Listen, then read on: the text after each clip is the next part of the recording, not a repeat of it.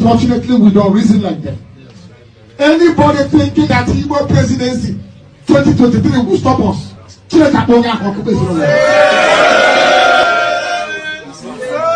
What we want is Biafra, and what we're going to get is Biafra.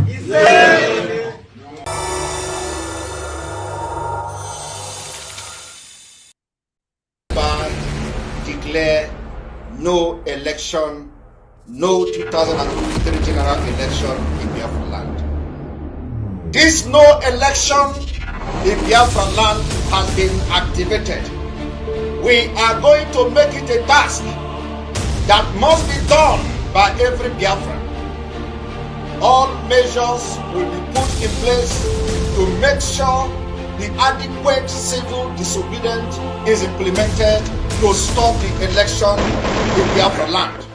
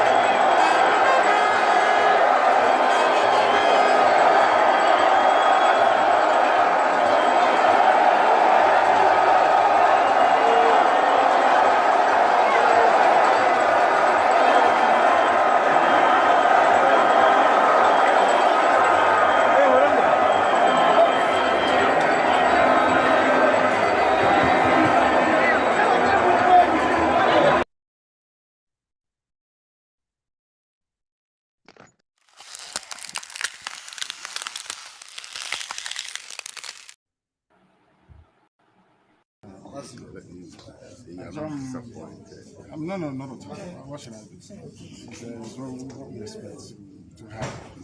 But I want our people to be very calm. I want Biafra land to be calm, and peaceful. Calm and very, very peaceful. We are fighting to defend our people. Not to kill them. Yes. We are fighting to defend them. That's why I'm here. Yes. And we'll continue to do so.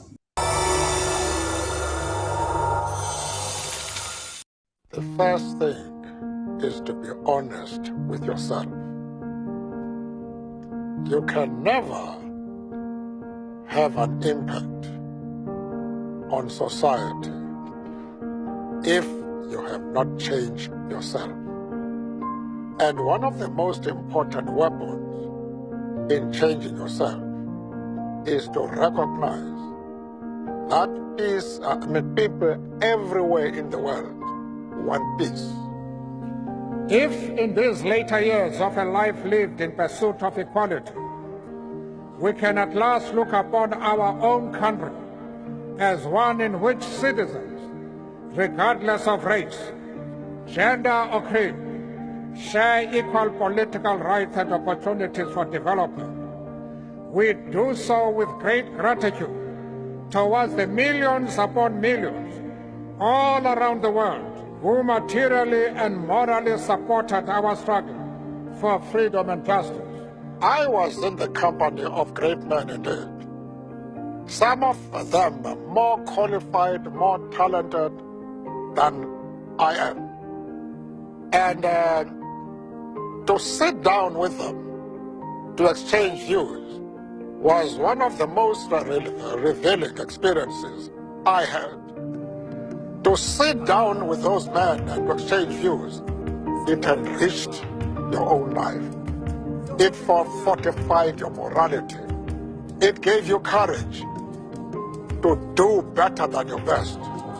One of the mistakes which some political analysts make is to think that their enemies should be our enemies. Anybody who changes his principles depending on whom he is dealing, that is not a man who can lead a nation. You have a limited time to stay on earth. You must try and use that period for the purpose of transforming your country into what you desire it to be.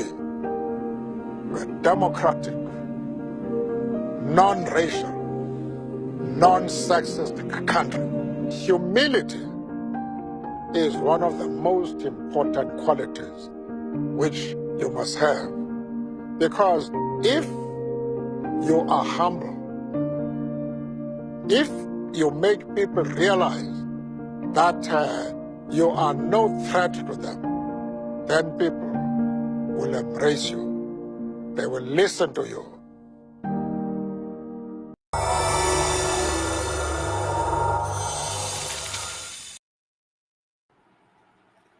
Yes, everyone, dear friends, wherever you are, you're welcome today again. Today is the joint broadcast of the IPOB media team, and of course, we have our first commenter today who has commented. Maazi Austin Okonkwo, someone is greeting you from here.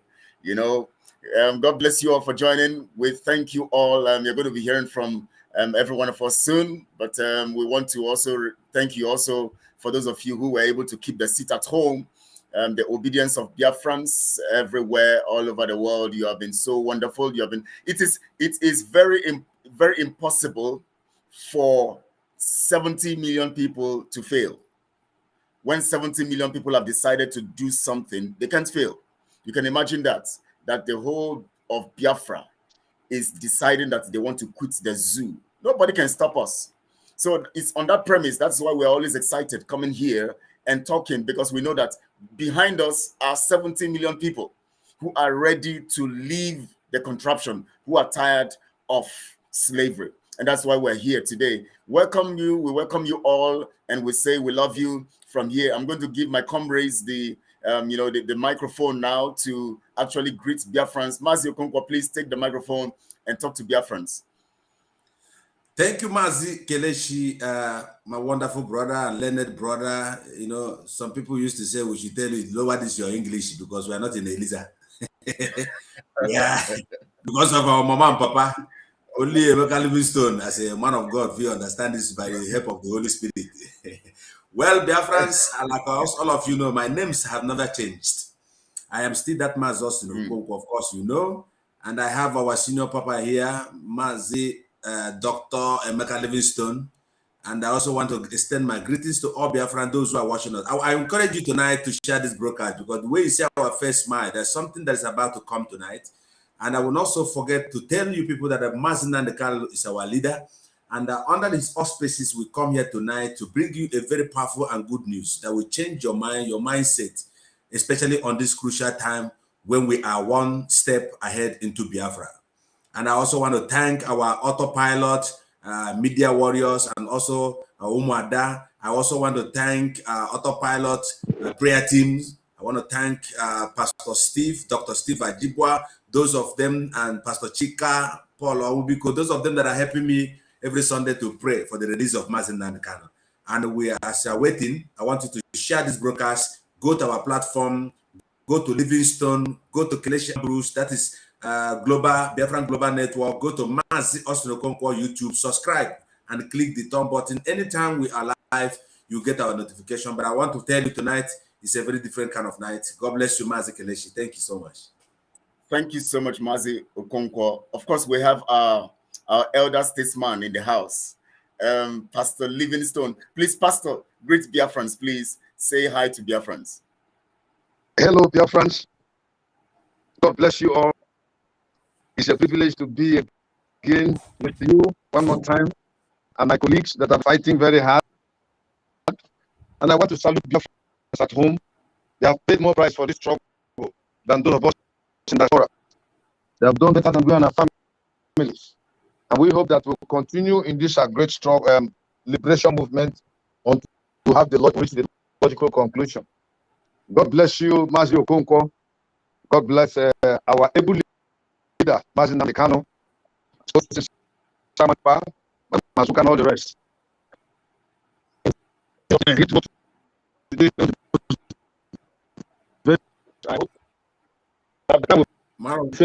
Man of God, your voice is breaking. Are you still driving?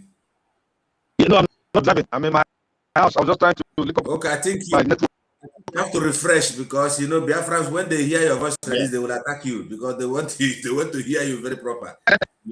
Yes.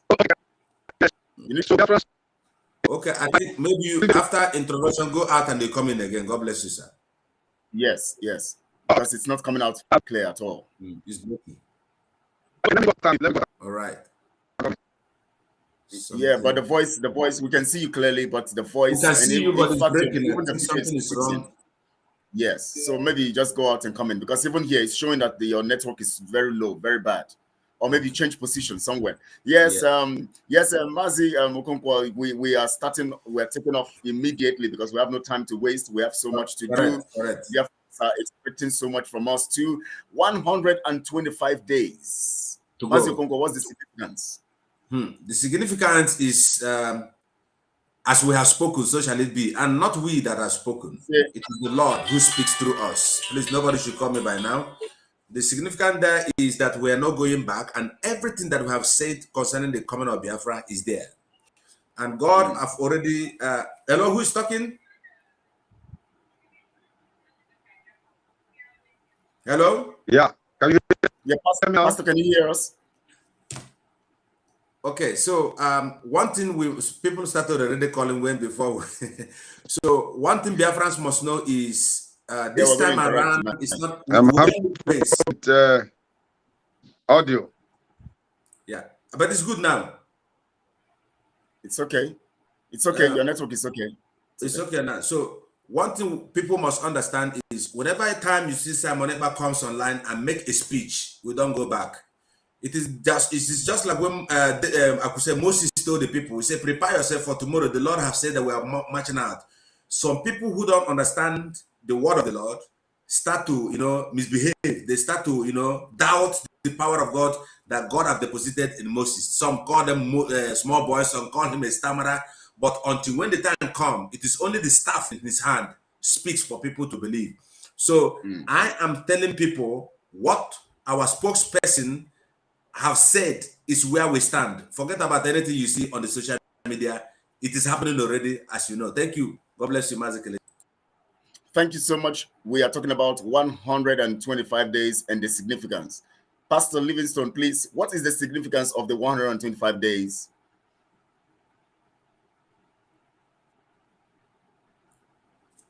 You're muted. You're muted. Please check. Oh, God, your voice. Yeah. The significance of the 125 days is the templates being set for the actualization of Biafra, which has been a prayer, a prophecy, a dream, an expectation. It shall come true. So 125 days, the significance is the template being sent that we have 125 days to see that thing come to pass. And the hope of Biafrans will not fail. Amen. Amen. Amen. Biafrans, 125 days. In fact, it's 124 now because we're already ending the one here. And of course, it's getting on 124. This countdown is not just for formality. You should understand that. The zoo understands it. The enemies understand it. The international community understands it. Everyone understands it. But yet, the media all over the world is not talking about it. All they are talking about is something else. In fact, I saw 2 days or 3 days ago, they were making mention of Buhari, the masked man in the zoo, saying that this election that is coming is the tool that Buhari is going to utilize to stabilize democracy in Nigeria. Now you can imagine that we are talking about 120 something days and all of that. We're talking about quitting. The international media is not saying anything about it, but the only thing that is happening is that they want to give an impression to the world that democracy will be stabilized by the same caliphate government sponsoring terrorism and trying to take the lands of indigenous people. Please, Pastor, maybe I'll start with you, Pastor, please. What do you say about that? It's not true. Democracy can never be stabilized by the government of today in Nigeria. It's not true. Rather, on the contrary, they are working against 2023.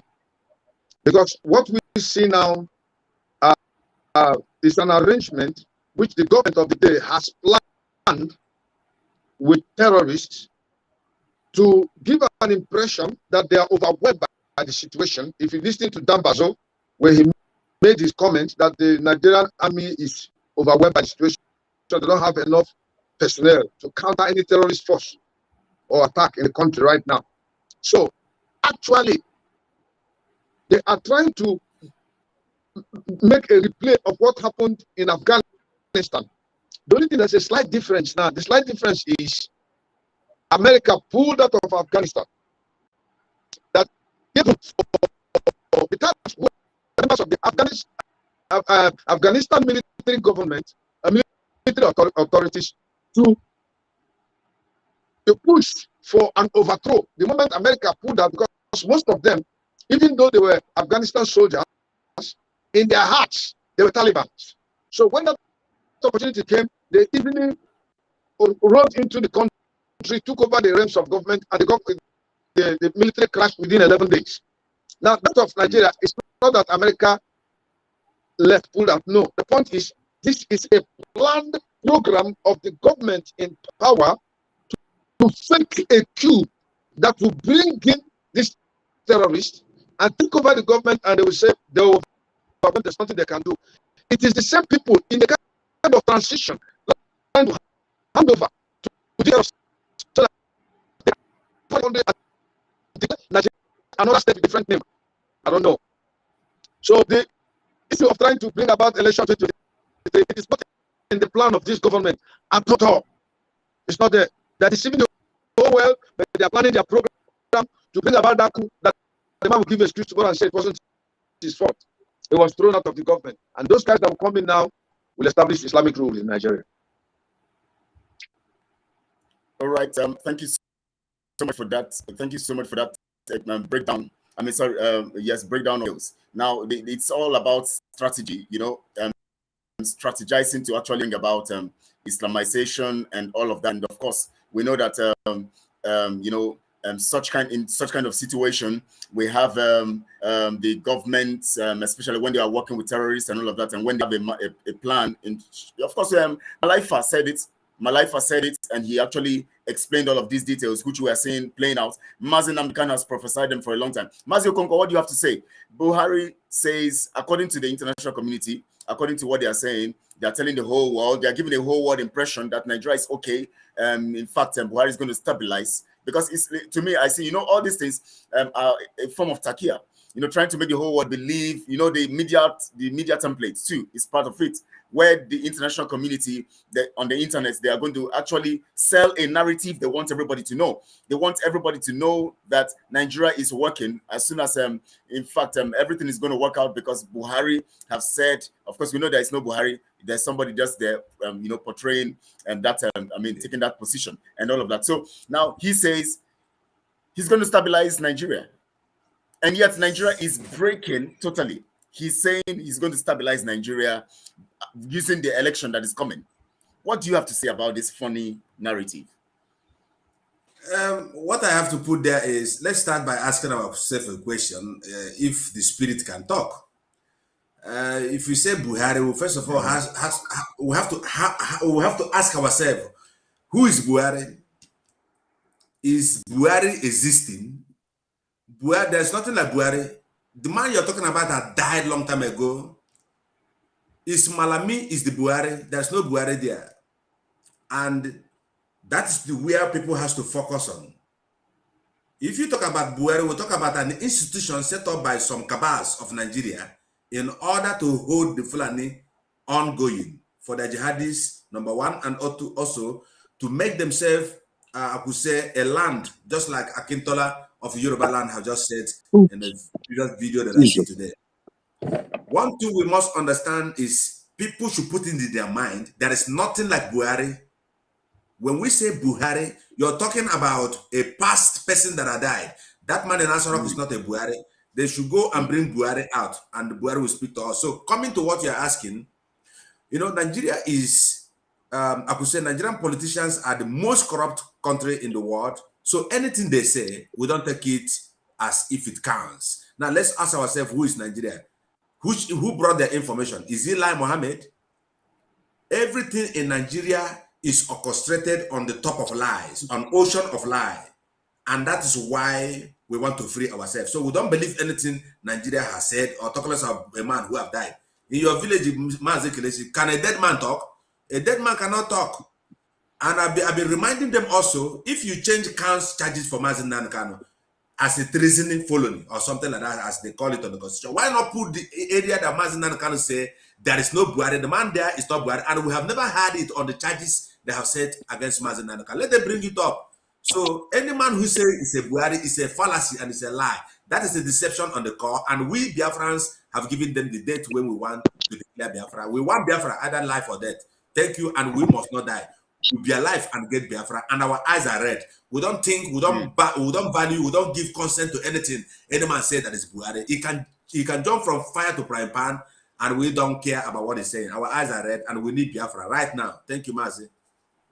Thank you so much, Mazi Okonkwo. In fact, when we hear election, we feel pissed. We feel, very, very irritated and irate. We get very angry because we know that election is actually an instrument of subjugation and destruction. Now, Mazi Chicks Survival, you're welcome. Thank you for joining. Oh, yes, he's left anyways. And before we go on, before he comes, maybe when he comes, then we get him on. We're going to play a particular video that I want us to use as a basis of our narrative today.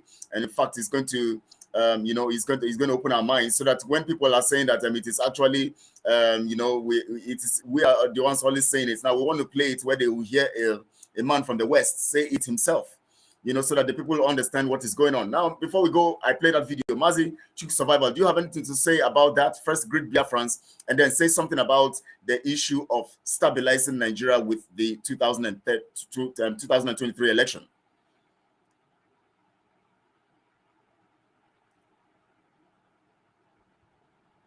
Mazi Chicks Survival, can you hear? Can you hear me?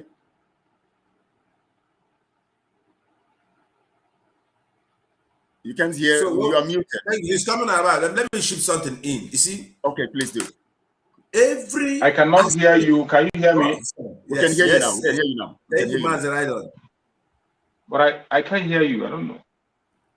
Oh, but I can hear you. I can hear Kelechi. Let me go out and come back and see. Thank you. Yes. So while we're waiting for true survival, I want Biafrans that have sense to ask themselves a question, Mazi Kelechi. They are charging Mazi Nnamdi Kanu on treason felony, according to the rotten constitution of Nigeria. But there is a broadcast he made in the same way they have accused him. And that open broadcast is the man in Asorok is dead. He's Buhari. We saw his burial ground in Saudi Arabia. Why can't we talk about it? So I come here tonight to remind Biafra, we have passed the stage where people will begin to, we all are Nigerians. If they don't want to let us to get Biafra, let them pay us off. That's it. The only thing that I've got from Nigeria is the passport I pay with my money.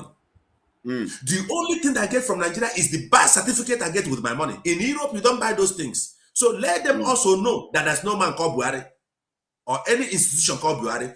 That is why you see an attorney general can sit in the office of a president and declare that Mazi Nnamdi Kanu will not. Why I'm standing like this, if people must know. Since they refuse to release Mazi Nnamdi Kanu, now we have right to pull Nigeria to the extent of they must come to release Mazi Nnamdi Kanu and also call for referendum. If you are still afraid for what is going to happen to you for saying the truth, you will die and your generation are also going to be in perpetual bondage. For me, even if I die today, the Lord Almighty know that I've spoken my mind. Awakening people, and I am not doing this for somebody like Pastor Livingstone is not doing this for his own self. How old are we now? We are doing this so that our children will have a good life to live. So we don't want to hear anything that Buhari said. There is nothing like Buhari. What we'll be talking about now is Oduduwa Nation, Middle Belt, and of course Biafra, which is the head of all. So we don't care about anything, any political mind, or I could say acrobatic. We have given them now 126 days to go, and our spokesman, man Simon Ekpa, has spoken it. You will see us in action. Woto is the code. Thank you. Yes, sir. Thank you for that. In fact, the worry is so worrying that in Nigeria, in the contraption Nigeria, people find it hard to reason. This is a man who have been coming several times. In fact, at the point, he gave a very serious analysis of how Buhari is dead. And yet they caught him, they kidnapped him, extraordinarily renditioned him. They never bothered to talk about that matter. They didn't discuss it. They didn't mention it. And yet the whole so-called 200 million Nigerians are saying nothing about that matter. It's very, very, very strange you begin to wonder if voodoo is involved in this matter. That's everybody's talking about election, everybody's talking about Buhari. They don't want to believe that they don't want to believe what is right. They want to always believe what is wrong. I don't know. Maybe Pastor Livingston wants to say something about that. I don't know. Just please say something before whoever comes in, please. It's shocking because if such kind of, I don't understand it. I'm still trying to want around that point and understand what's going on. Please say something about it. Somebody corrected me. Say 125 days. Sorry. Thank you. Yeah, 125 days. Yeah. All right. I think Mazio Okonkwo is making sense.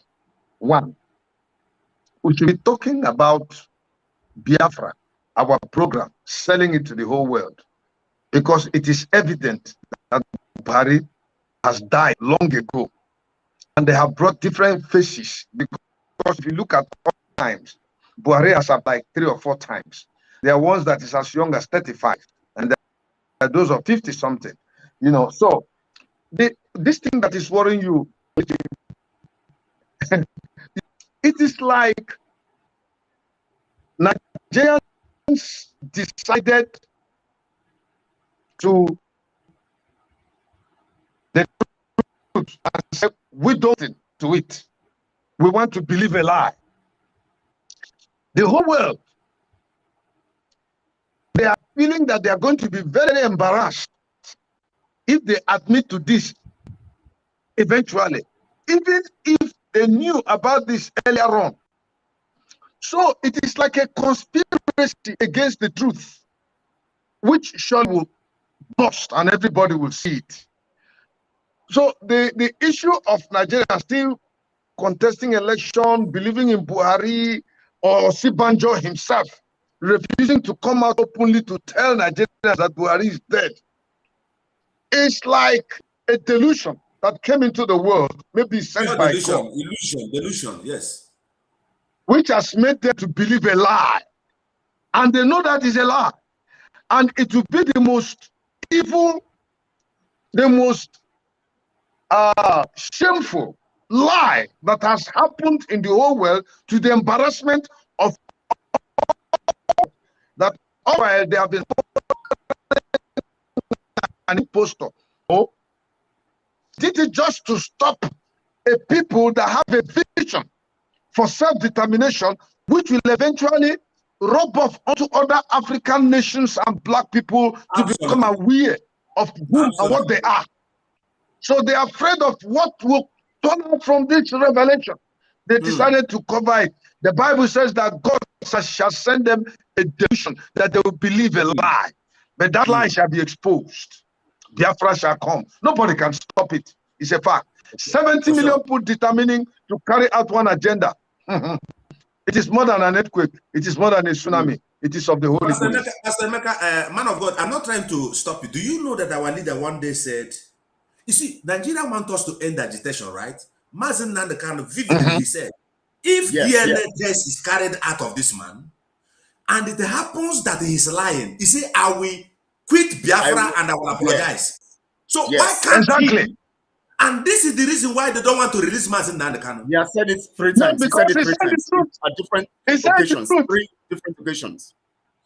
My dear brethren, let me tell Pastor Okonkwo, when somebody kills the truth and bury it, in 3 days it will rise from the grave. Mazen Nandekano put the whole of the Biafran struggle online when he told them, prove to me that this man is not Buhari, I will abandon Biafra project. No single press man in Nigeria has made investigation.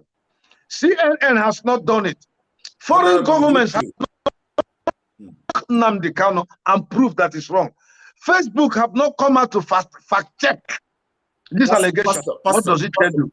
Before you go on that matter, before you go on that what's on your mind, do you know that this is, in fact, what Mazen Nandekano said is actually another means of them making some kind of very, very strong point to the world. Anybody who picks this up now to prove that Mazen Nandekano is telling lies would have been able to prove a major point that would disrupt the whole of the Biafra struggle, the whole of the Biafra. So why didn't they take it up? Why didn't they take it up? They couldn't, because they know Nandekano. They know that Nandekano is saying the truth. Everybody knows that. They know. Listen, brethren. There is something more pungent Nnamdi Kanu came up with the spirit of awakening black people that have been in slumber for centuries. Absolutely. The blacks were made to understand that they are useless. They come from bad families and bad parentage who were wicked against them. They are inferior. But when these people came and saw the constitution of the black man has the capacity to withstand pressure and live long and outlive them, they became jealous. So the only way they could do it was to give them a wrong narrative. That's number one. From the economic perspective, God bless the African region marvelously. People that didn't know they had all these resources or didn't think about what to do with them. It is a kind of naivety that you could have seen in the time of the Garden of Eden when Adam was, all these things were there, but Adam was not aware. It was only when man fell that his eyes were open to begin to exploit the mineral resources. That is one thing. So the white man who fell more into the sin of the devil, that didn't have this of nature, knew how to exploit this thing to make his life more comfortable, came to Africa, saw abundance of resources and wanted to tap it to make the country better. So that is the second reason. They wouldn't call them the Kanu because the man came to awaken people that have been sleeping for a long time. Oh, suddenly I'm realizing. Do you know that this your black color? This my beautiful color. It's not black. It's ebony or brown color. Do you know that under the sun you don't see pigments, you don't see wound? For sure. But yeah, but these people that have the color of what do we call the color? Big colors. No, there's a particular name that color is given. Yeah, it's just like a yellow swine, you know. Melatonin or something. Any slight wound, you see it. You see spots, yeah, pigments, and their flesh is not, when it grows old or you look at it, it's not good enough for you to behold, you know. Even when you come to younger people, it is the same thing. So we have something that God gave to us, which is so beautiful, natural, and good. They want all these things removed from you. Our ancestors, whom they say were wicked men, that were devilish, that were cursed. You know, that's why I'm against these deliverance ministries that are preaching nonsense, which is not biblical. The man that is wicked and cursed is the person that came and took you to slavery, raped women, killed men, destroyed nations. That is the wicked man who is cursed. He's the one that practiced slavery, not you, not myself. We were being oppressed. Let me stop there, please. I'm getting angry. I'm getting angry, so let me stop there. Just calm down. No, I'm done. I'm getting angry. I don't want to go beyond this. Because this is an angry broadcast. We have to express it the way it is. We are already having 125 days into our freedom, and it must happen. And we must make the people get angry so that they will be very angry to get into their freedom. That is the main target. Now, Mazi Chuk Survivor, please say something about, just go continue on that narrative. Thank you, my brother. Thank you. Please, I'm so sorry for the distractions and coming late. I really apologize to my fellow comrades who are on the platform. I apologize, sincerely apologize. It wasn't intentional. I apologize, and I apologize to all Biafrans who are watching out there. I apologize to everybody for coming late to the broadcast. It wasn't intentional. So coming to the issue at hand where we are talking about, please, my brother, can you brief me, because I wasn't getting the information. The thing was shaking. I couldn't hear you when you started. And what we actually began on the issue of Buhari saying that the election of 2023 is going to be an instrument for him to stabilize democracy in Nigeria. And of course, we know that there's no democracy. It's a caliphate system. And then we now move to the issue of, when Mazi Okonkwo now brought the issue of, Mazi Nnamdi Kanu have said it initially. You are keeping him. You caught him now. Now you didn't accuse him, or you didn't even indict him on the matter of Buhari is dead. It is one of the things that we were expecting that should be on the number one point, on the allegations against him. They never mentioned it. They never said anything. And even Mazi Nnamdi Kanu, on 3 occasions, I heard him quite clear when he was actually one of his broadcasts. He said, anybody who comes to prove that Buhari is dead, let them bring him out. Let him speak full day. And then if they come to prove that he's not dead, and they prove to him that he's lying, he's going to drop the agitation of Biafra. Now they want political solution, whereas they can easily prove that Buhari is not dead. Honorable Azuka will greet you for being here with us. God bless you. Oh, Honorable Azuka, you're welcome. We actually see, you know, the stuff is getting heated, so we actually hot, sometimes we are very angry. We're very angry, honestly. You know, now you can imagine you are talking about political solution when you could easily just prove that Buhari is alive, and then the agitation stops. Please go on from there. Thank you so much, my brothers. I appreciate you. You see, the people we are talking about, the Zoological Republic, these people are lies themselves. They are living in lie. Nigeria itself is a lie. Nigeria itself is a lie. I said everything it before. about Nigeria is a lie. It's a lie. Nigeria is a lie. You're right, brother. Nigeria is a lie. That is why sometimes when I see P2B begin to talk about statistics, every single statistic that P2B is parading around, they are all lies. It's a lie. They are all lies. Let me tell you. You look at in this very issue, it is very clean and clear. Even a blind man that can hear, knows very well that Mazen Nanikan has been right all this while. He has been right. And we have been proven right once again. In their own court, Mazen Nanikan was proven right. They had a means to stop the agitation if they really want to stop it. Mazen Nanikan gave them that chance. Let Buhari come and prove that he is Buhari. As soon as you prove that he is Buhari, I will stop the agitation. I will stop. True survivor. And yes, they are the pussy. True survivor, please, let me just, please forgive me with all honor, respect, sir. Let me say something. Okay. You were talking about Nigeria being a lie. I'm chipping in this. Every church or man of God that called P2P and prayed for him, prayed for a lie. That man is a liar. That's it. Every church that gathered, having known all this, they call P2P who is believing in a lie. And they are praying for P2P to be the leader of a lie. They are all delusional. They have believed in a lie. They are not of God. Because this is clear that even a blind man can understand something is definitely wrong. Over there, Melafia said it, Melafia said something. And his prophecies are coming true. Nnamdi Kanu said something. Okay, if Nigeria is true, why is the American embassy pulling out from Nigeria now, from Abuja to Lagos? Why? Because Buhari is talking about election 2023. And Americans are pulling out from Abuja to Lagos. The British people are pulling out from there. That's to show you that these things, there are no plans for election. It is a takeover of terrorists, of ISWAP, Boko Haram and others take over the government. Then, coming to what I told you earlier, any church that called P2P, knelt him down and prayed for him. Let me mention some of them that called him and prayed for him. One, Anselm Matubuko, his church in Lagos. So disappointed. Called him and prayed for him. Dunamis Enenche prayed for P2P. You know, the brother is a former GOC that was the spokesperson when Operation Python Dance came and attacked Mazen Nnamdi Kanu's home. And the man came out and began to confess his sins, that he had to speak a lie in to defend the government over the Lekki massacre. He began to confess now.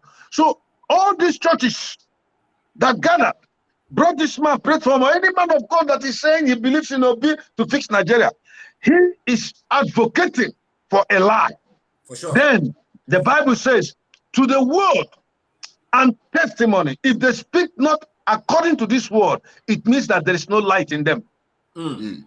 Isaiah chapter 8, verse 20, Master Okonkwo can refer it, and then to say it later.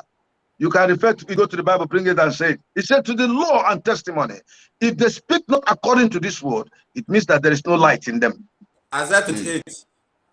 No, chapter 8, verse 20. 8, 20. Isaiah chapter 8. Chick survival. Let's say, because I want to now on this platform anyways, we want to still tell them that as we are here in one accord, the Bible says, can two work together except be agreed? We have agreed also, joining what Mazen Nnamdi Kanu said. We are telling them again, we're sending a message to them. If they can prove to us that Buhari is dead, all of us here will leave this platform. We are going to tell Biafrans, leave this agitation. We are no more doing this thing again. What do you think about that, Chick Survival? My brother, you see, sometimes when things come out, I look at it and I laugh because we are dealing with a pharaoh. I ask people in my plasma, ask me, how many miracles did Moses perform to Pharaoh before he allowed the children of Israel to step out of Egypt? And even when he allowed them to move out of Egypt, he still chased them into the Red Sea. It doesn't matter what you say. These people, the most important thing we should know is that the Zoological Republic is a lie. Do you see the funny thing? There was one man, I played his video on my platform. Every of you know him, Dele Farotimi. Dele Farotimi, in a video that everybody saw, he said that any man that thinks that 2023 election will change Nigeria is a fool. Sure. Today, that same man is playing a fool, being a spokesman to Peter Obi. The same man, who the video is still out there. He said anybody who has a hope or think that 2023 is going to change Nigeria, make it better, you are a fool. The same man who said this very thing is today campaigning for Peter Obi. This is how evil. My good general called them intellectuals. You see them, they speak grammar, they speak a lot of English, they speak a lot of English to confuse people. But at the end of the day, they will still go back to that nonsense, that thing they have omitted. That same man, I'm calling his name now, made a revelation that before now, that only the Southwest had more local government than the whole of the North. Only the Southwest had more local government than the whole of the northern states. But today, Kanu alone can take on the South, on the Southwest. And yet, these people, they know all these facts. The same way they know that Buhari is dead. And still, they are bent on promoting the so-called election. And let me tell you, they will never stop. The difference between us and some of them who call themselves human rights activists in Nigeria, they will come out and tell you that we want a Nigeria, but we want a Nigeria where there will be equality. Where are you going to find such Nigeria? Where?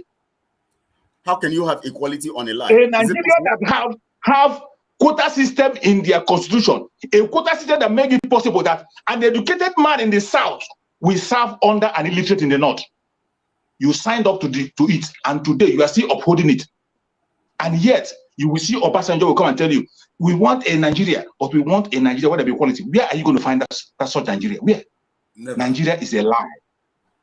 Mazi Sani is here, right? Mazi Sani is here. The only man who has been able to pursue the solution, not just talking about it, who have presented the solution, but cowards cannot be able to pursue that solution. Only the brave man is Mazen Nandekano.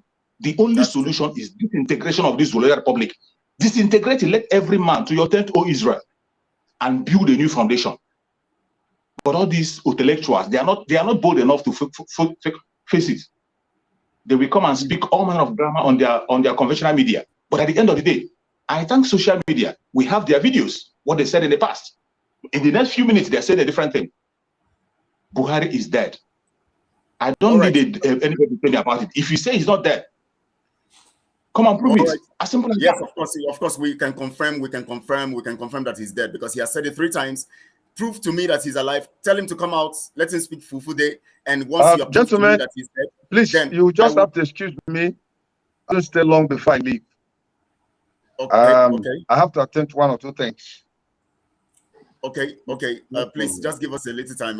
Once we bring 247. Now. I greet you. God bless you. How's your family? Mazi Sonny Akparawa. We are blessed. Thank you, sir. On this matter. Yeah. Have a nice day. Chuk Survivor. Sir. God bless you. Thank you, sir. Yes.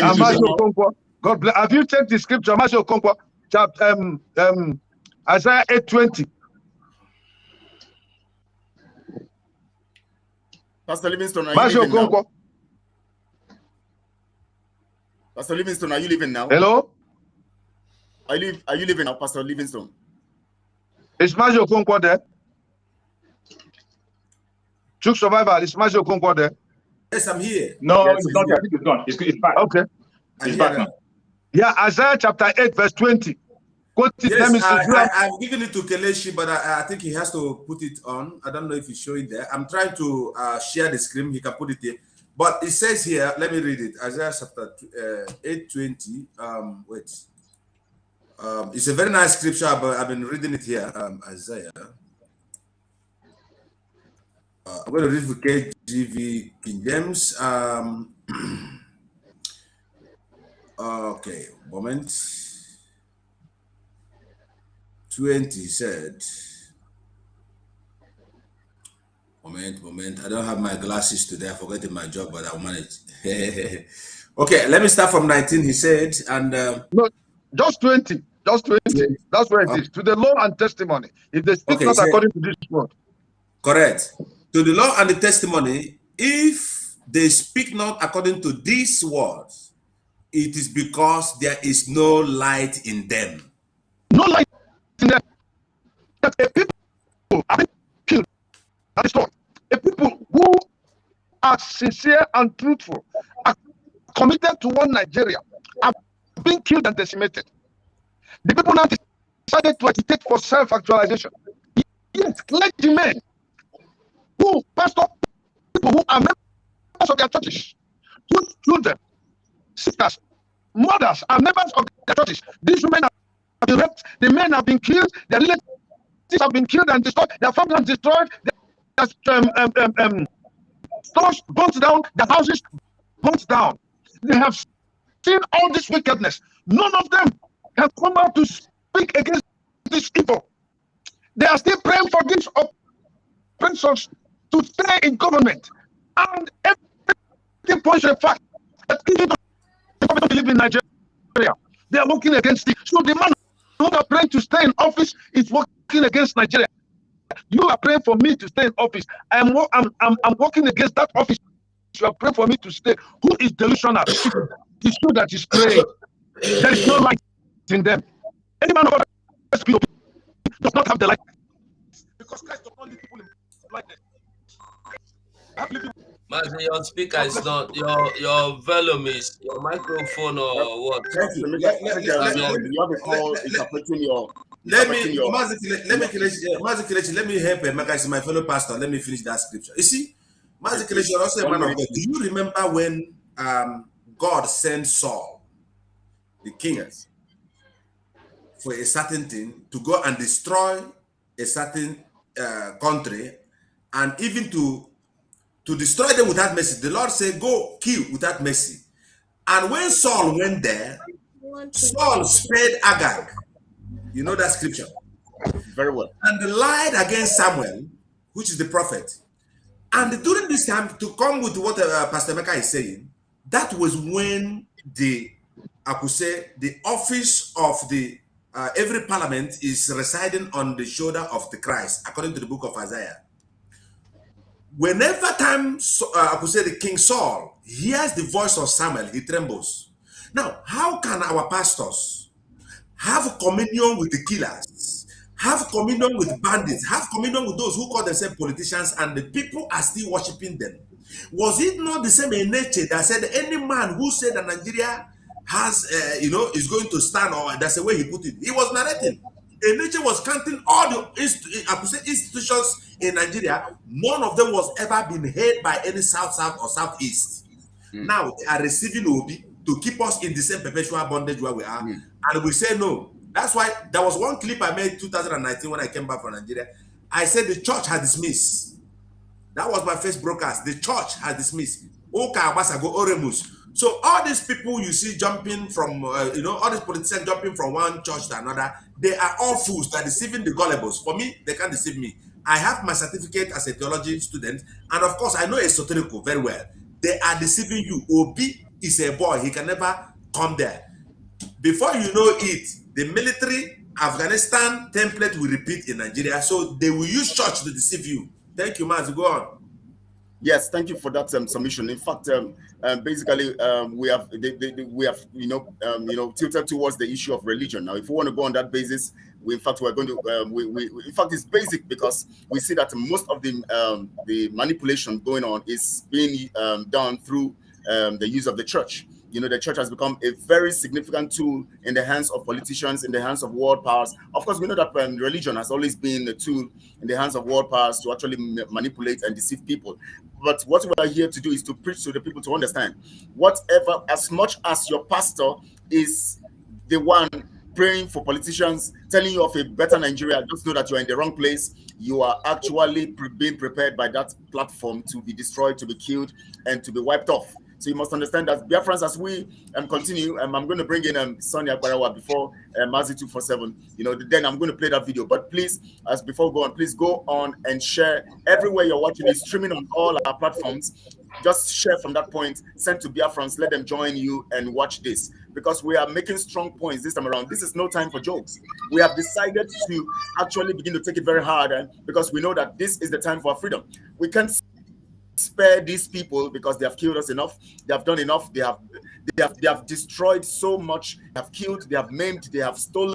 In fact, the resources they have stolen from Biafra land can take care of generations and generations and generations of our people. So we are determined to deal with them once and for all. And that is what we're doing here, basically. So share this video right now and like every channel and like every video on the channel you are watching from right now. And also click and subscribe to that channel you are watching from now, and share from that platform to all your social media platforms. Let the people join you, and then let them hear the words of the spirits, so that our lives and our minds will become one, and then we're going to get our freedom together. Mazi Sonia Parawa. Mazi Sonia, are you here, please? Please, are you here? Mazi Sonia. Mazi Sonia, are you here? All right, Mazi, I know Mazi 247. You've been hearing what we've been saying. I don't need to give you a narrate anything. Just take it up from there. What do you have in mind to say about all these matters, including the churches, the pastors, the politicians, Buhari, who said that democracy will be stabilized because of 2003 election? Please say something about it.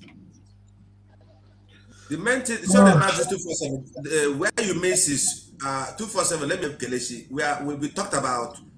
On all the whole count charges, both amended and the one that are going on, both Supreme Court and Appeal Court, why have they, start from here, why have they never bring the accusation of Mazi Nnamdi Kanu? Yes. Mazi Nnamdi Kanu said, they want us to end agitation. But Mazi said, if Buhari, the man they call Buhari, is tested and we find out that it is original Buhari, say he will apologize. And Mazi Nnamdi Kanu made a claim that Buhari is dead and buried in the easiest way. This is the easiest way. We're asking ourselves, we said, why have they not put the charges? Since Mazi Nnamdi Kanu made a broadcast in in London, they want to charge him in Naura. So this is where we stand. Thank you. Yes, this is the easiest way to actually end the agitation, yet they are not doing anything about it. So please take it from there, please. Okay. I greet you, my comrades in the studio. Mazi Austin, Sonia Parawa, Kelechi, and the survivor. My love and regard to all of you, and my greetings to every faithful Biafran, anywhere you are watching from, looking, eyeing, peeping. I greet you. Atwale, everyone, one love. Well, you know, the problem we have, like Chuck Survivor said now, is that we are always blind to the truth. We know the light talk the truth. That be our problem. That Dele Faro to me is, I saw it and I was like, I won't go crazy. The day I saw I get that video. I know one delete them because I get them. I edit and keep that particular place. He said that as long as you are applying the same 1999 constitution, you will continue to suffer the brunt wickedness of the constitution. Brunt, he used this statement, brunt wickedness. Exactly. So today, waiting make I know the talk Obi, it don't see money. The same man where they call waiting be name Falaye Abi Falala. Falana. Not be Falana, the one that Mazi Nnamdi Kanu went and meet after he was released in 2017. Kayode. Yes, that one today. Where is he? He have seen money. Dele Momodu. Exactly. All these people are can them, Yoruba, the ton. You see, our problem is that we listen. Anyway, it's good that they say it too. I love the way they say it, because sometimes God will push you to say something you Absolutely. never wanted to say, and you, after saying it, they will sit down and say, when did I say this itself? Was it me? So coming to Buhari, today in the morning, I was very angry when I was explaining to the people about the Eastern governors going to ask, the people of those soul that has been soulized, they know they ever see the truth. They will always see the negative side of everything. So now, the soulized Eastern governors come out, go do meeting for the whole 24 hours after waiting the result for the meeting now. Now that the situation is like this, talking about Mazen Kano, we are still hoping that the political solution door will still be open for negotiations. I say, what? They are not even saying what happened to the justice that God brought, that justice that God bring up, because nobody even believed that there will be justice for Mazen Nnamdi Kanu. But for the sake of God Almighty, He bring justice. Even the judge will bring that justice. Nobody, he himself cannot explain it. Nobody, Exactly. the lawyers, forget say with the president say the work. They never expected They don't it. know. They didn't know how it came. They didn't know. Nobody can explain how that justice came. Discharge, go home. Then these fools, these mumus, these souls, these animals in zoo are not discussing. Why are you not letting our brother go? They are discussing.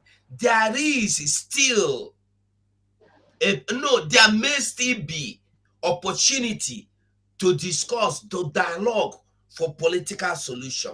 That means they are happy. I told people that don't blame these Fulanese for holding Mazen Nnamdi Kanu. Blame our brothers that are the Zoo governors and the Zoo politicians and the Zoo Ohanezes, because they are the ones that told them, no, no leave them, no leave them, hold them. You go expose us. You go expose us. You want make it come talk, say Buhari don't die. If you leave them, all wait so far, don't finish.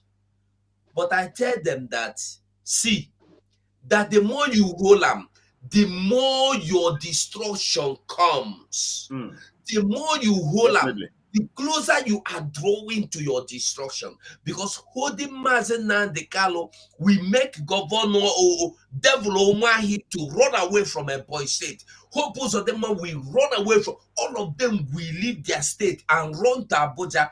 And in Abuja, the children of the Fulanese will use their head to play samba. Now, they were busy looking for charges over 1 year plus. They are looking for charges. And the people are still reminding them that this man, where they waiting to take kill himself, put him for life imprisonment. Now, him say your president don't die. They don't want to talk about it. Malami is not addressing it. Lai Mohammed don't want to even, they will pretend that Mazen Nnamdi Kanu did not say this. Rather, they go, they tell you, say, import a transmitter or transmitter from Nigeria. And they ask, transmitter. And he made a broadcast in London. Then it echoed in Daura. ITALIA. You see, our problem don't ask questions. And this is our problem. Biafrans make una learn to ask questions. Why? I don't talk this last year when the catcher say they make they know their search, because if you look at what the Nnamdi Kanu case, not only when it concern Biafran, you go see say when they come carry me now, they don't get anything, no. But because I am a Biafran man, they go come carry me, go keep me. They go come begin the look for. They go come call Malami, go call Muhammad. Muhammad go call Buhari. Buhari go call liar. They go come they discuss. What you will go take put up for court now? And hopes of them go come tell them, no worry, I get solution. Now if they talk for Radio Biafra now, therefore man he go tell them, no, that one no go put up for prison. Maybe we find one thing. They go they look for some things that never happen. why the things that happen. This man don't tell you say your president don't die. Now somebody where they befriend them, waiting be that her girlfriend, former president wife. Aisha. Aisha, na Aisha boyfriend, they there. Today you go see him, he go be like 16-year-old boy. Tomorrow you go see him, he go be like 18-year-old. Nnamdi Kanu talk am. Why are they not accusing him of this? Nobody. When they catch him, my first thing where me I be the believe you say this is number one sentence where they go say he don't commit. But they no talk am. Till now, when me and you they hear the talk, nobody talk. Even those useless governors we meet, no even say, okay, make you prison them. Now you talk say president don't die. Since they want to all they are doing is gloating from one place to another, partying, rejoicing that Mazen Nandekalo is in the custody of Nigeria. We are going to have election.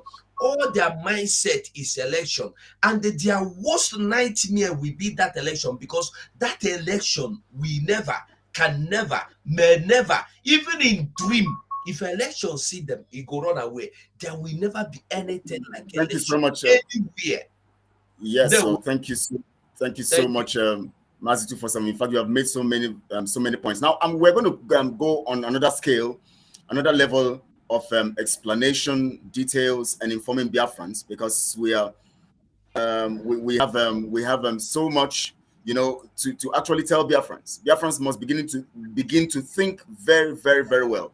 Now I'm going to play a particular video, and I'm going to play it twice so that it will sync better, because the first play may not really get Biafrans to understand very well, but when we play the second time, they'll begin to understand, I think, better. So this video will say so many things. It's not coming from a Biafran, so that they don't say, okay, now we they always talk. It's not coming from a dark-colored person, an African, so that they don't go say, now we they always talk this thing. Make them hear it from somebody else who's from the West. So now, listen to this video. Pay attention. Biafrans, please pay attention to this video. Take cognizance of the details of this video. Write out something as you hear him talk. Write out something quickly so that you can now understand when we take this up. Thank you.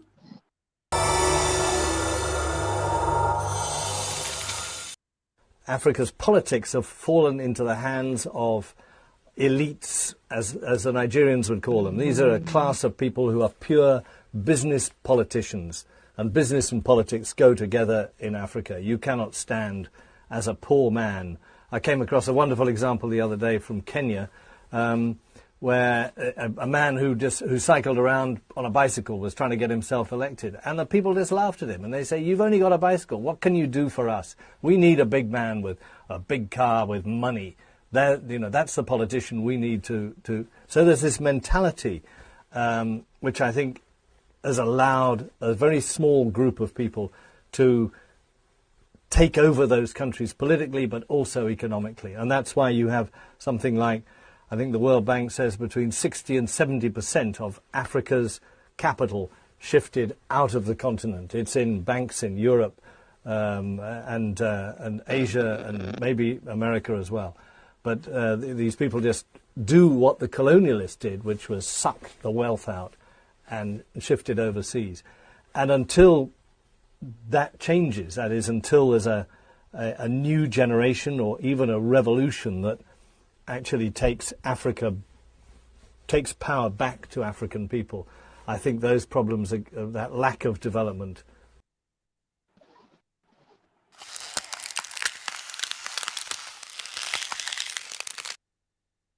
Africa's politics have fallen into the hands of elites, as the Nigerians would call them. These are a class of people who are pure business politicians, and business and politics go together in Africa. You cannot stand as a poor man.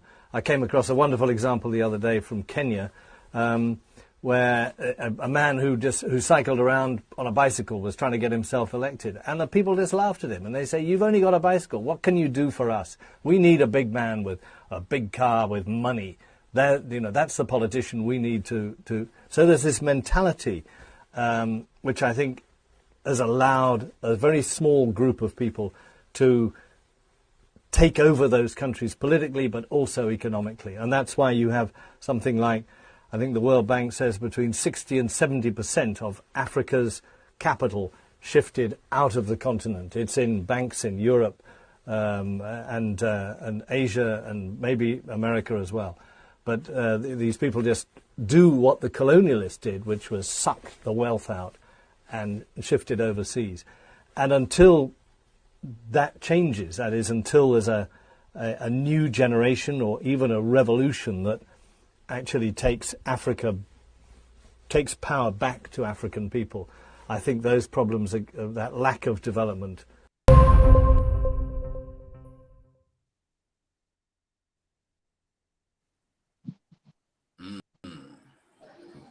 Welcome back, dear friends. Welcome.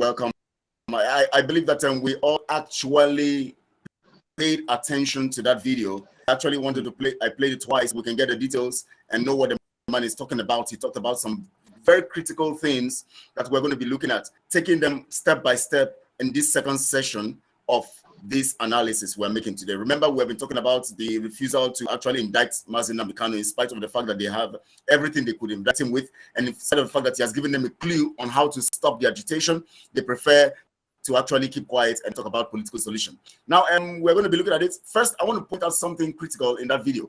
We're going to use it in analyzing what we are trying to say here.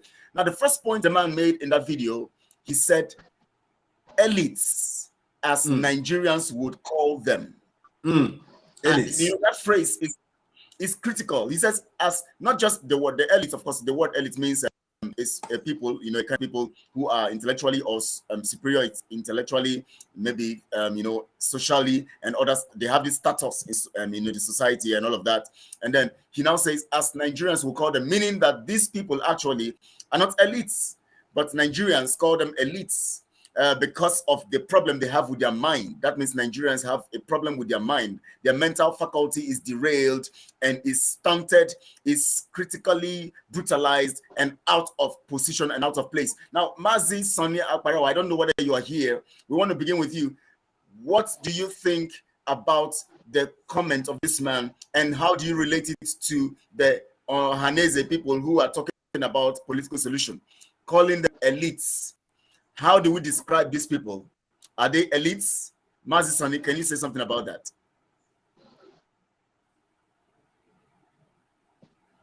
All right, Mazi Street Survivor, let me begin with you on this. Please say something about this critically.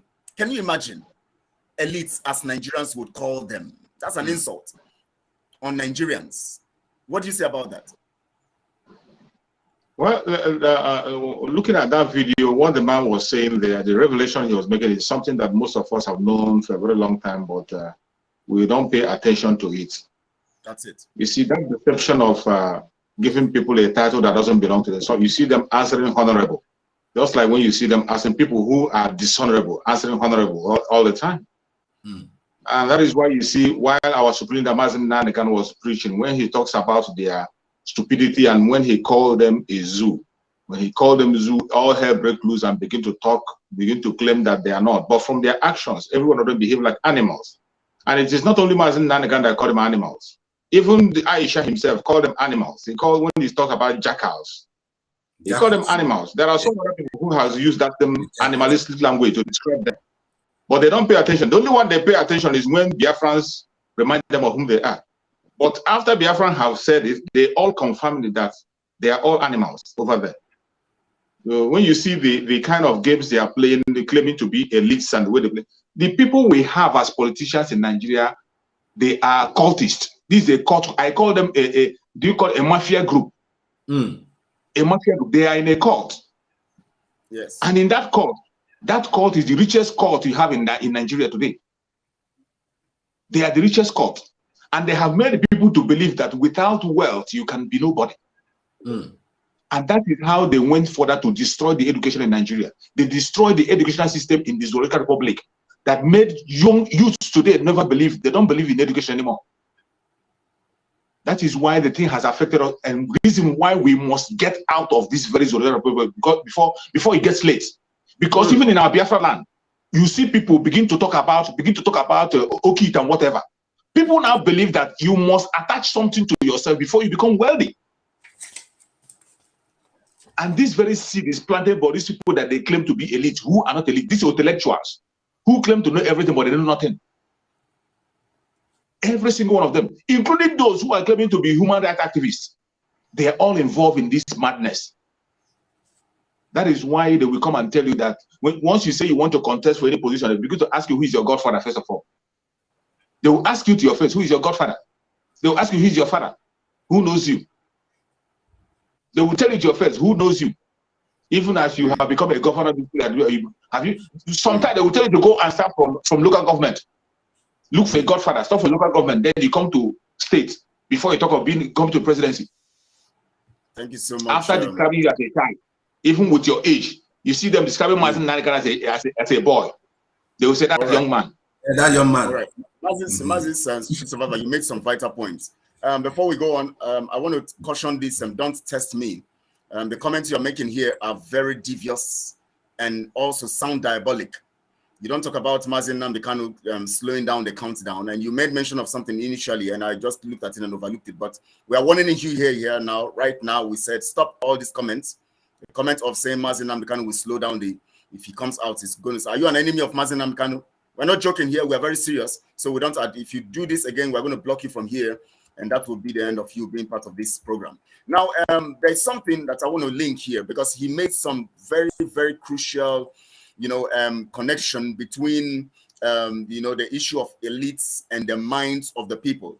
That means the minds of the people determine how they reason, and which makes them characterize these evil people as elites. Now, he says now that you see an average person, he says, oh, you are riding a bicycle, you want to contest. Who are you? You don't have anything. How can you contest?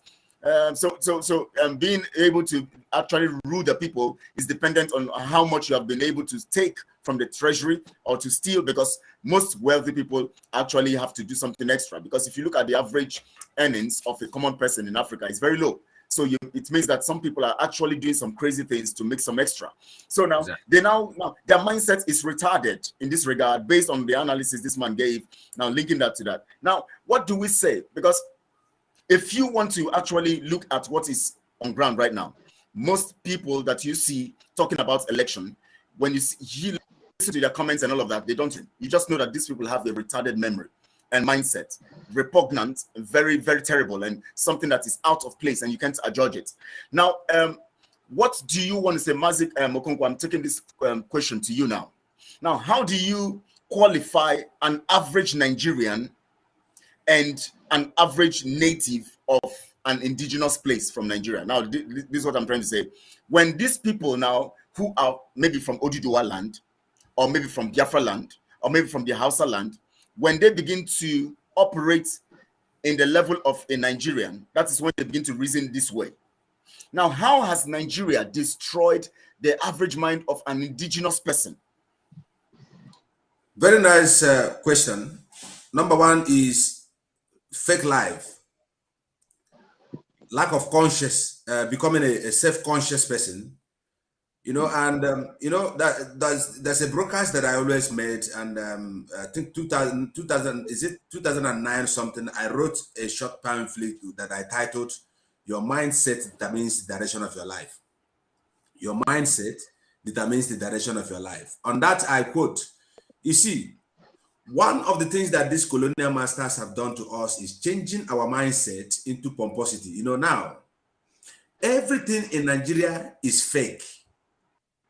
The life of every Nigerian, I could say indigenous person, is fake, which has been imposed in us by these so-called evil or elect politicians, those people who their mindset is only on how to loot money, transport our money to somewhere, and this kind of pomposity life has been affected to the mindset of an average indigenous person, both Oduduwa and re-indigenous people. Forget about Fulani. These people have no destination.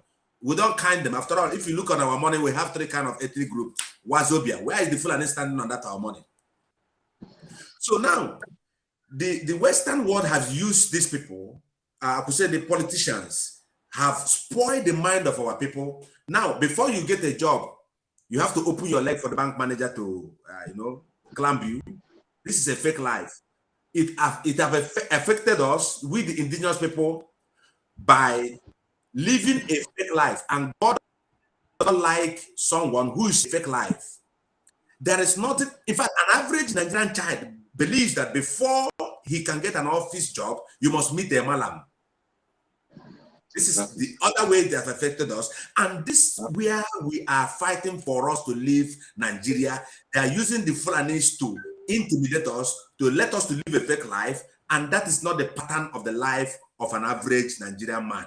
Nobody thinks that God, that he can get something by a normal qualification.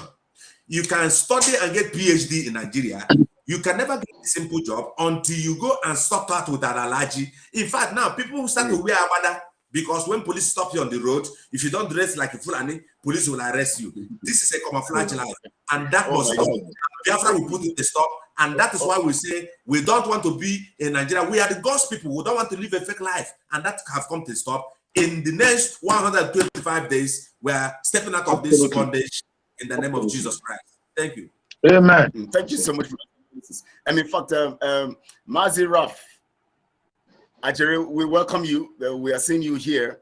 Also, Mazi Biko, I actually brought you. I don't know, your channel is going off and on. Mazi Biko, Paul, you're welcome also. In fact, we are glad to have you here.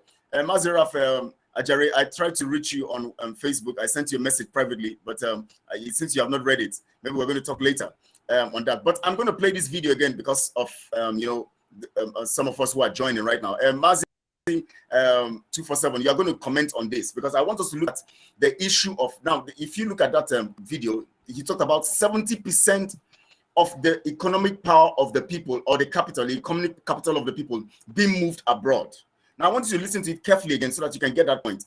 That point moved me because that analysis and that position of statistics actually proved something very unique and significant to what we are doing. I'll play it again one more time so that our people can understand what is going on and how they have been deprived, how they've been raped.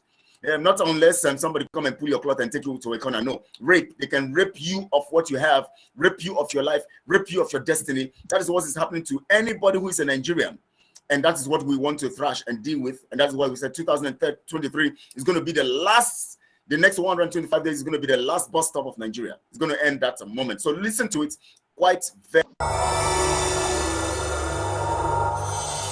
Africa's politics have fallen into the hands of elites, as the Nigerians would call them. These are a class of people who are pure business politicians.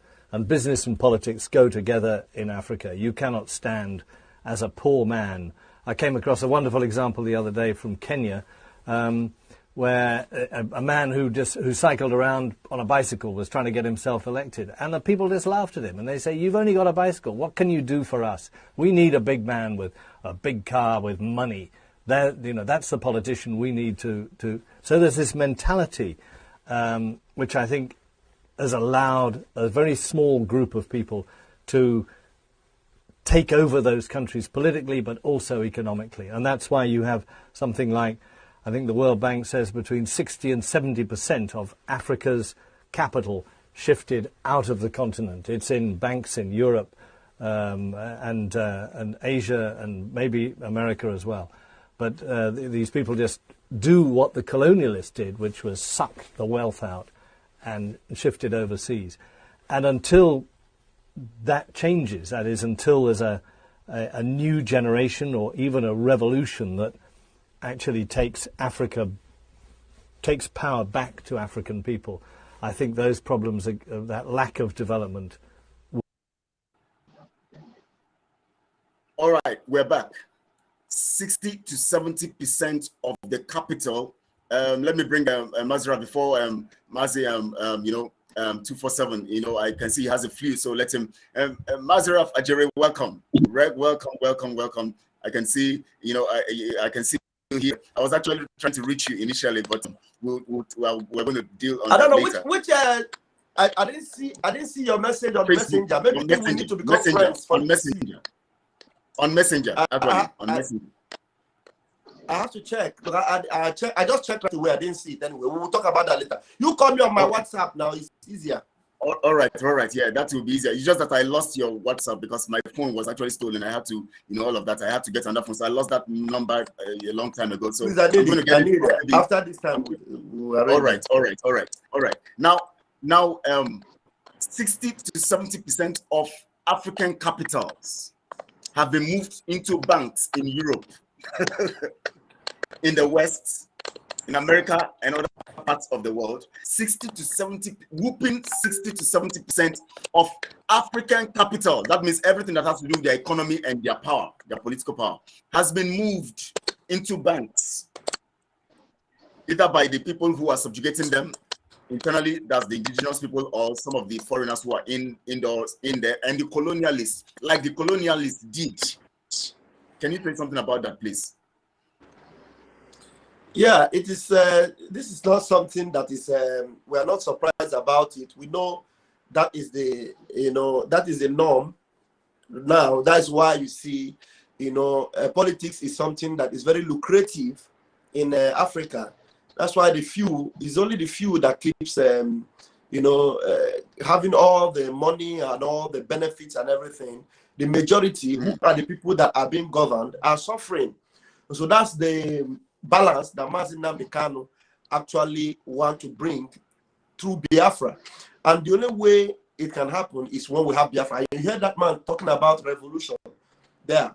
And it is only through revolution that such a balance will be brought, because these people have, they have their tentacles everywhere and they have so much money. Here, Mazi Nnamdi Kanu was saying this is that these people have amassed so much money to the tune of over $400 billion. And that's why you see these few individuals, they can buy, they can settle Google, they can settle Facebook, they can do anything, and then they subjugate those of the higher population that are actually suffering. And the only thing that will end it is this very, deliberate, decision to rebel against this few. And that's why if we decide, we can win. We are many. We are more than them. We are many. And so if these are few people that have subjugated us, that have so much dominated us, and we know that we are more than them in number, they will run. Even Amechi said it. There's a video of Amechi that went viral on the social media. He said that the Africans are not yet ready, that the day that we are ready and that we rise up, that them that are the political juggernauts, that they will run away. He said, because he said the people that are talking now are people that have eaten. When those that are hungry will rise up, and then they will face what has been facing them for long. They will have nowhere to hide. And that is where we are at right now. Because if you come into the mind of the lowest person in Biafra land and in all the indigenous places, those that have really, gotten this to this level of, no return, the level whereby, like Mazi Nnamdi Kanu said, we have crossed the Rubicon. Those that have really crossed the Rubicon, they've decided that they are ready to die for what they believe in. That's where we are right now. Sometimes people will call me, they don't even know that I don't have I can't give them a command, but they'll say, tell us what to do. We want to do something. These people are determined to do whatever is needed for them to get their freedom. And that's where we are at right now. And before the end of this year, you will see something will happen. People are waking up, and the effect will be felt in no distant time. Thank you very much, bro. Thank you so much for that. Before I bring Mazi 247, Pastor Livingston, please, I want you to say something here, because there's something I want you to actually point out here. Now look at this man saying something very critical. He says 60% to 70% of African capital has been moved into banks. That means the bank, what you see in the capitals, miscapitals, are mirage. The real thing happening is that everything that has to do with them is in the banks where people are making profits on. The colonial masters are making profits on. The political so-called, as Nigerians will call them, by what the man said. I like what John said here. He said, I like what he said. He's calling them elites. Now they are the ones enjoying the benefits, and then the other people enjoying the benefits. Now he's talking about a small group of people who are controlling millions of people. Now let's bring it down to Biafra. Just a few people controlling 70 million people. What do you have to say about this? You see, this thing has to be taken back a little bit to get the whole picture. It didn't just start suddenly in Biafra land or in Nigeria. It is a system that was introduced to create room for effective, continuous, and sustained exploitation. The Europeans needed a means by which they can access the resources to sustain their economies. And what they did was that they introduced a system and structured governance in a way that this system can be sustained and will continue unabated forever. That is where you look at it from the base where it started. It's a systemic thing, something that is systematic, something that people plan and then put people there. When the British came in and wanted to access those things, all they needed to do was to get certain people who are willing to play their games, but equally ruthless to see that that game is sustained. So they said, okay, you the full animal, the caliphate, I am going to give you leadership, but on condition that you look to me and let us share this thing, because these things don't belong to you, it belongs to these guys here. Now, these guys here are very wise. If I come to them, they will not accept it, and they wouldn't give you a chance because they are far ahead of you in knowledge and wisdom. I'm coming to the elitist perspective.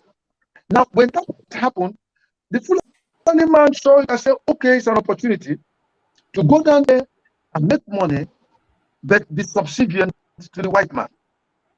And so it was introduced. How? By the Fulani man being at the head. Because he has nothing to bring on the table rather than just exploitation. And those things to exploit are down south. So to sustain it, they will never give room to those who are down south to operate based on ethics and equity. They only have to operate based on exploitation. And he says, okay, now I am the boss. The man from Britain told me what to do. If you are going to enjoy your resources, I have the backing of the British people to cross you, even if you rise up. But if you are going to eat it, some of you must have to play games with me. That is where the elitist thing came. Now, when you talk about elitism, I am asking, did you go to the dictionary to get the proper definition? It is not just those who are educated. It is those who may have been born from royal families, or those whose parents made money and were privileged to enjoy, or those who came into the movie industry and became prominent and popular. That's elitism, being elitist.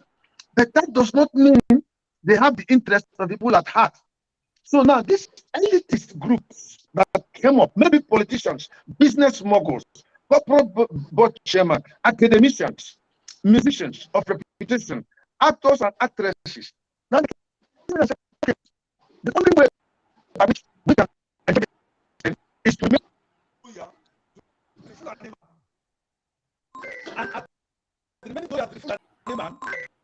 Pastor Living, your voice is now gone because I think you are getting a call coming in. I recall, yeah. Now they came to this understanding. I once gave you a diagram of a pyramid. Somebody gave it. That man is against Nnamdi Kanu, but I look at his analysis. I got something from it, but I'm not with the man. His name is Tony Nadi. He said that the apex of a triangle is the British crown. Below the British crown is the caliphate. Below the caliphate is the constitution, skewed to favor the north and subjection to the caliphate to turn it around at whatever time he wills. And below the constitution, federal government, and below the federal government is the masses. Now, the federal government, at the fronts of the federal government, are the governors and political elites. Then at the base are the masses. Now, listen to me. What I'm getting at, I'm about to close up there. Hang on there. Now, the British tell the caliphate man, you don't have the power to go and exploit these people. You don't have the population, you don't have the manpower, you don't have the technology, you don't have the education. But I'm going to give you on condition that you will exploit these people and pay me my own.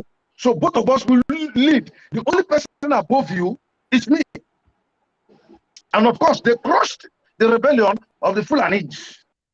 Time passed. Now the Fulani clan came in, brought in a constitution that is structured to favor the North and can be disregarded anytime by the caliphate. That is the reason why the application of the Sharia was superimposed on our own. And nobody said anything because the Sharia is rated above the Nigerian Constitution. Now, below the Constitution is the federal government that can only work in accordance with the Constitution, and the Constitution does not allow them to do things. It was not written to favor the people that the federal government is leading. Now, when the Fulani man came to the elites in the South, they told them, listen, the only way you can make it and eat very well is work with me. As for this, your land was taken over. We have the hand of the British supporting us. And if you refuse, we'll cross your rebellion. And the elites, why am I saying this? The elites, when they come to America, they do the line. They keep to traffic rules and regulation. They go to work.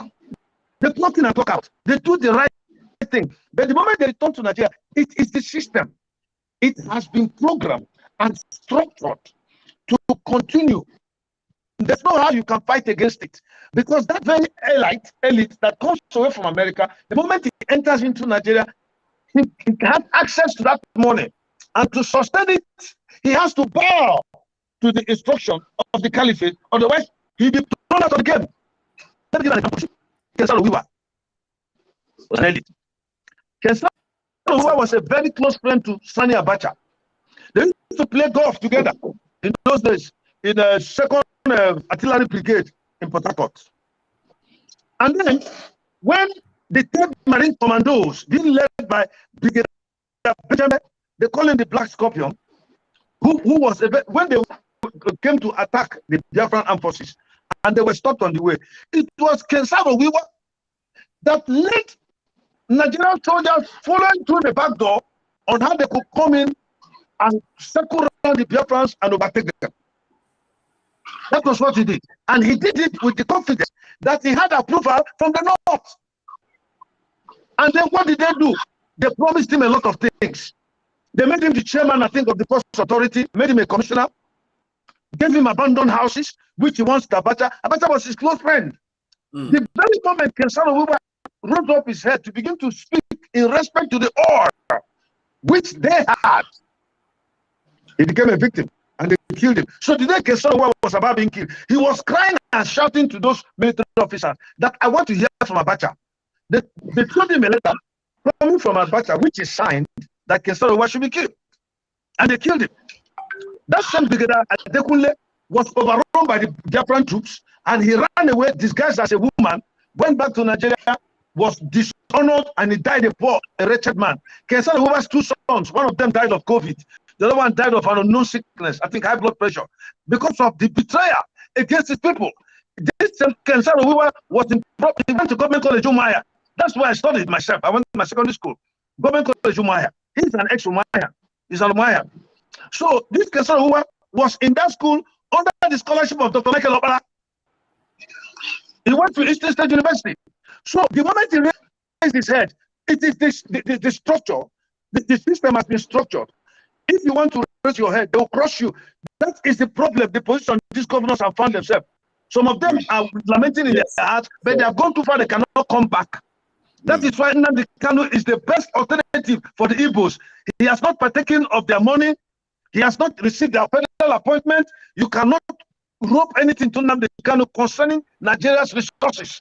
Now, the 70% you're talking of is this. They have been made to understand that as long as you keep your money and try to be sincere, you won't go anywhere. So they allow you to steal the money and then tell you the best way to keep this money so that when you don't go to jail, if anything comes out, you'll be secure. That's one aspect. The second aspect is selling our national resources to the white man at very, very giveaway prices with a guarantee that in case anything happens, you are safe up there. So these resources that you see going out, it's not just the looting of crude oil that people take and sell overseas. No, principally and basically, it is from the elites who stole and stole and stole. The best way where they can save it is in the white man's land. In case there is a coup, in case there's a revolution, they will run away and go to the white man's land and eat the resources. They never had the interest of the people at heart. That was why they mixed politics and business. Any politician that is elected into office, you see them the last time they elected one governor in the southwest, they were dancing. The man was dancing in the church. Why was he dancing being a governor? Because he's going to collect money. They see it as business. Okay. Let me call in Mazi 247. Because we are very much in the house, so we would want everybody to. I just want to say that's why I'm not playing much videos, because we have to actually talk and express ourselves, but we should also. Please, Mazi 247, you see it now. Just like what Pastor Livingstone said, they have to steal, and then they are covered by the colonial masters. Now remember, the intention of the colonial master was actually to steal. That was what they came for. They came to steal and plunder Africa. So now they become a better cover because of their power and everything. They actually cover and secure you for stealing. Now, so these people now, since they have continued, these people have strategically left, but they are still there in form of neo-colonialism. That means colonizing us economically. That's what it is.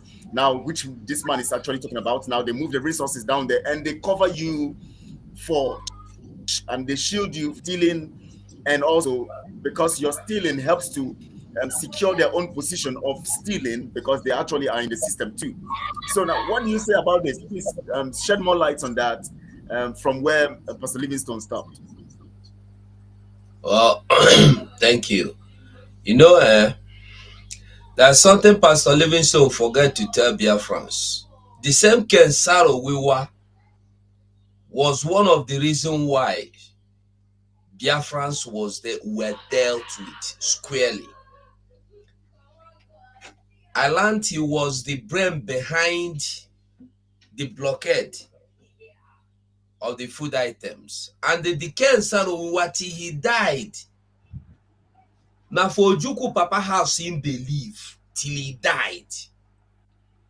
He just point the house to Nigerian government. I like this house. Then take it.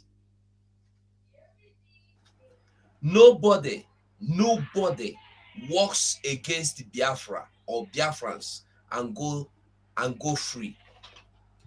The same people he dined with, the same people he worked with to deal with Biafra, to make sure Biafra never come, they were the same people. They cut in neck, be say they kill him. They cut in neck, come out from his body. When he was dying, he was crying for his best friend. Come, my best friend is on the throne. But his best friend did not go save him. So when you see all these politicians, his body was even dissolved by acid. They dissolved his body with acid. They first cut his throat. Yes. They dissolved his body with acid. It was very shameful, disgraceful. Exactly. Yeah. Exactly. So sometimes people know they see why he died and why he died the way he died. So now, when you see all these governors wait there for Eastern Zone, don't worry. Their own turn go come. Now turn by turn. Ken Saro Wiwa don't talk. Don't collect it. Or maybe now they go sit down and they talk. They betray Biafra. They don't know that they are the ones now doing worse than what Ken Saro Wiwa did. Now, as me and you they hear the talk now, the talk, now few Biafrans go listen. Now few Eastern people go listen to us. Why? Because they go say, hey, this one, you don't get better studio. Now see as they there. See this one no wear suit. See this one, see as they there, hungry people. They are just bloggers. But if we dress there for one big studio now, put one big screen, do them, they lie. They lie. You will see them, they will come. That is. If you listen to that man, he said, if you, they don't want you, they want somebody will come with the big car. That is why when they see Mazen Nnamdi Kanu, they say, waiting this one go give us. That is why they will tell you Simon Ekpa is a criminal in Finland. That is why they will tell you Simon Ekpa cannot come to Nigeria. Why? He cannot come and they throw Naira for them to fight over 10 Naira notes. And the son will die. Fighting for 10 Naira notes. Our people mentality, they don't watch and put coin inside, they know the work again. Now, in the terms of taking what belongs to us outside, selling, he says 70%. I'm even saying it's 95% of what belongs to Africa is outside Africa. Now, let me tell you, check all the politicians, all their assets abroad. All their assets, and abroad, I'm telling you, no one is in Africa. All of them is out. They are all outside Africa. They build hotel in you will see it's only Africans you will see that will own a big 5-star hotel in Europe. They will own 5-star hotel in UK, in Asia, in America, in Canada, name it. They will have an African man will own a bank in Western world. And did you know the surprising thing? They will just build the whole thing. They invested all the money, but they will be given a percentage at the end of every year. Their papa know they work there. Their brother know they work there. They don't have anything they benefit from there. Only that at the end of every year, we'll give you certain amount of money. That is what they get. And the ones that die, that money, that one where they give them, that small one where they receive, the whole money, it don't go.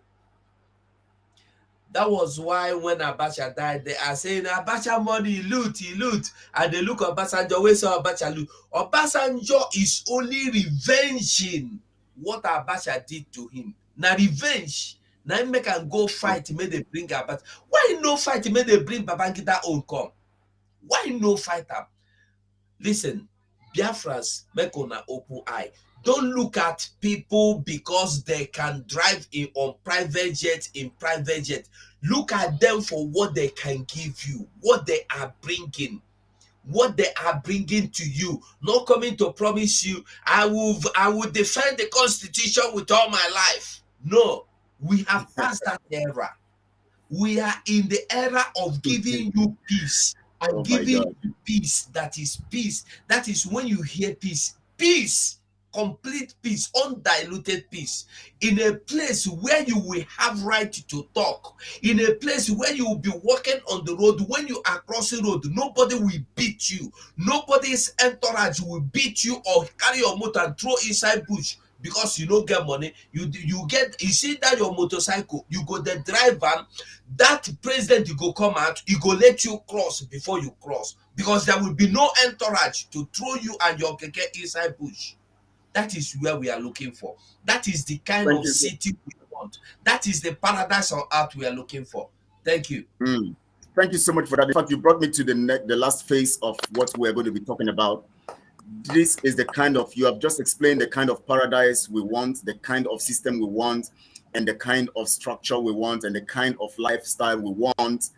That brings us to a very key point, because to achieve this, then it simply means that there is something very critical we must do.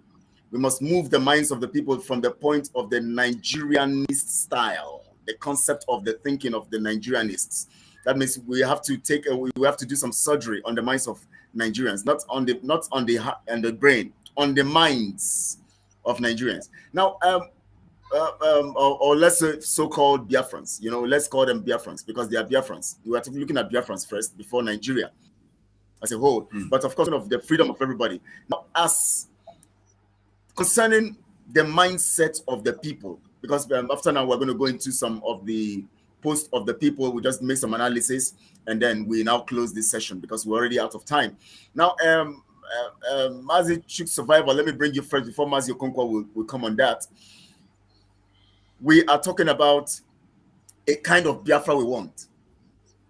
Now, I want you to point out, what do you think, in your opinion, is the problem with the mindset of an average Nigerian? Because I want to bring everybody together now under that contraption.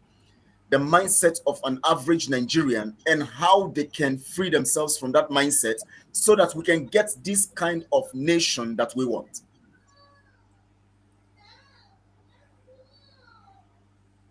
You're muted. You're muted. Please check your system. I think you're muted. Yes. Thank you, my brother, on that very topic you brought in. You see, we really have to do a lot of work. That's why most time I tell people that we in the media, our work is just starting. Even after we must have gotten Biafra, that is when we will start the major job to change the mindset of our people. So many of Biafrans have been in this zoological republic for a very long time that they are now thinking like the zoo themselves. We have a lot of work. Even after Biafra have been gotten, we have a lot of work to do to reset the mindset of our people. You know, when you are in a certain place for a very long time, you begin to see that place as the best you can get. You begin to see it as the best you can get, not knowing that there are beautiful things more than what you are seeing already. And so many of us, sometimes I don't blame them because they don't have any option. They don't have any option. It's just like when you were talking about people giving bribery to get a work, get a job. It has become the system, and people have been there for a very long time. They now believe that with your money, you can get anything, even when you're not qualified. After all, your own child who is here in the southern part of Nigeria, who has scored 300 in his JAMB, cannot get admission. Meanwhile, somebody in the north is getting admission with 50 marks only. And those who are opportune to get a job in the south, they will only pay bribe. And that bribe has become a system acceptable by all, including our fellow Biafrans. It has become a system. Even Biafrans collect bribe from their fellow Biafrans to give them a job. We have a lot of work to do. We have been in this system for a very long time, and so many brains have been damaged. The media, our work have not started though. Yes, sir. We will start the major work after we have gotten Biafra to reset the mindset of our people, to make them know the kind of Biafra we want to establish. A place where the rule of law will take place. Yeah, Mazis Troop Survival. There's something I want you to do. I want us, everyone here on the panel here, pick a particular point you think that you can identify in the mindset of a Nigerian, and that has to be surgically removed so that we can get the kind of Biafra we want. Just pick a point, somebody else will pick another point, and all of that, so that we can help Biafrans to see how, because when you tell them you change our mindset, they see it as bogus. They don't even understand from what point do we change our mindset? How do we change? Just mention one, tell them this is it, and this is how it has destroyed us. Then this is how you're going to bring it back to, you know, the opposite of it. Now utilize it to become and to make a new nation that we want to at least have a renewed Biafra, because we already have Biafra. So please do that for us, please, in just 2 minutes. Okay, when you come to that, I think on that side, I'm going to choose the issue of, let me say, the issue of, the issue of somebody, let me say, qualification. Whatever qualification you got, whatever thing you are qualified for, you are going to get job according to what you are qualified. Not hoping on maybe using your money to buy influence. Quality. Yeah. Using money, people now believe in Nigeria that money can answer all questions. Even when you are well qualified for a thing, something that you cannot be able to get, money can give it to you in Nigeria. That's why people, just like when I was talking about education, our youth no longer believe in education anymore, because they believe when you have money, you can get it all. People who are even in university, they don't go to classes. They don't attend the class. At the end of the day, they're going to come out with flying colors. Money has become the rule of the day. When Biafra comes, it's not going to be the same way. You have to work hard to earn everything you have to earn in Biafra land. You earn it by your hard work. We have to let people know that hard work pays. Hard work pays. Because in the zoo, hard work no longer pays. Thank you so much. You made a very vital point. That means what you're saying is, in the zoo, you have been working and getting things, get your way, you know, in other ways, anyways, trying to manipulate to get things. But in the Biafra we are creating, you have to drop that attitude and begin to think about getting things the right way. So that's a very critical point. Matthew Okonkwo, please take it up from there. Point you want them to identify that they are doing wrong in Nigeria and that they have to drop. And then when they come to Biafra, it will become something else. And it will pay better than what they even have in Nigeria. And to give them peace of mind at the same time. Thank you, Mazi. When Pastor Livingstone was speaking before, he talked about, I don't want to go there, but I just want to point what we're supposed to hit on. Because Pastor Livingstone, he raised a very point. Sustaining the system of Nigeria means keeping the constitution, which brought us to all these characters that I want to point out based on this question. See, I'm a Bible student, and the Bible says, let this mind be in you. And that's taken from the book of, I think, Philippians 2, if you're reading from verse 5 to 11. So there, if you are a Christian, look into that mirror. That's where you can find the kind of mindset we have. The Bible says, let this mind be in you, which is in Christ Jesus. Number one thing that I have to point out is we must deal with covetousness. That is the main thing. 2 Timothy 3, if you're reading from verse 4, you can see the characters. The Bible says, from such people run away. Man of God is here. From such people run away. Then my question is this.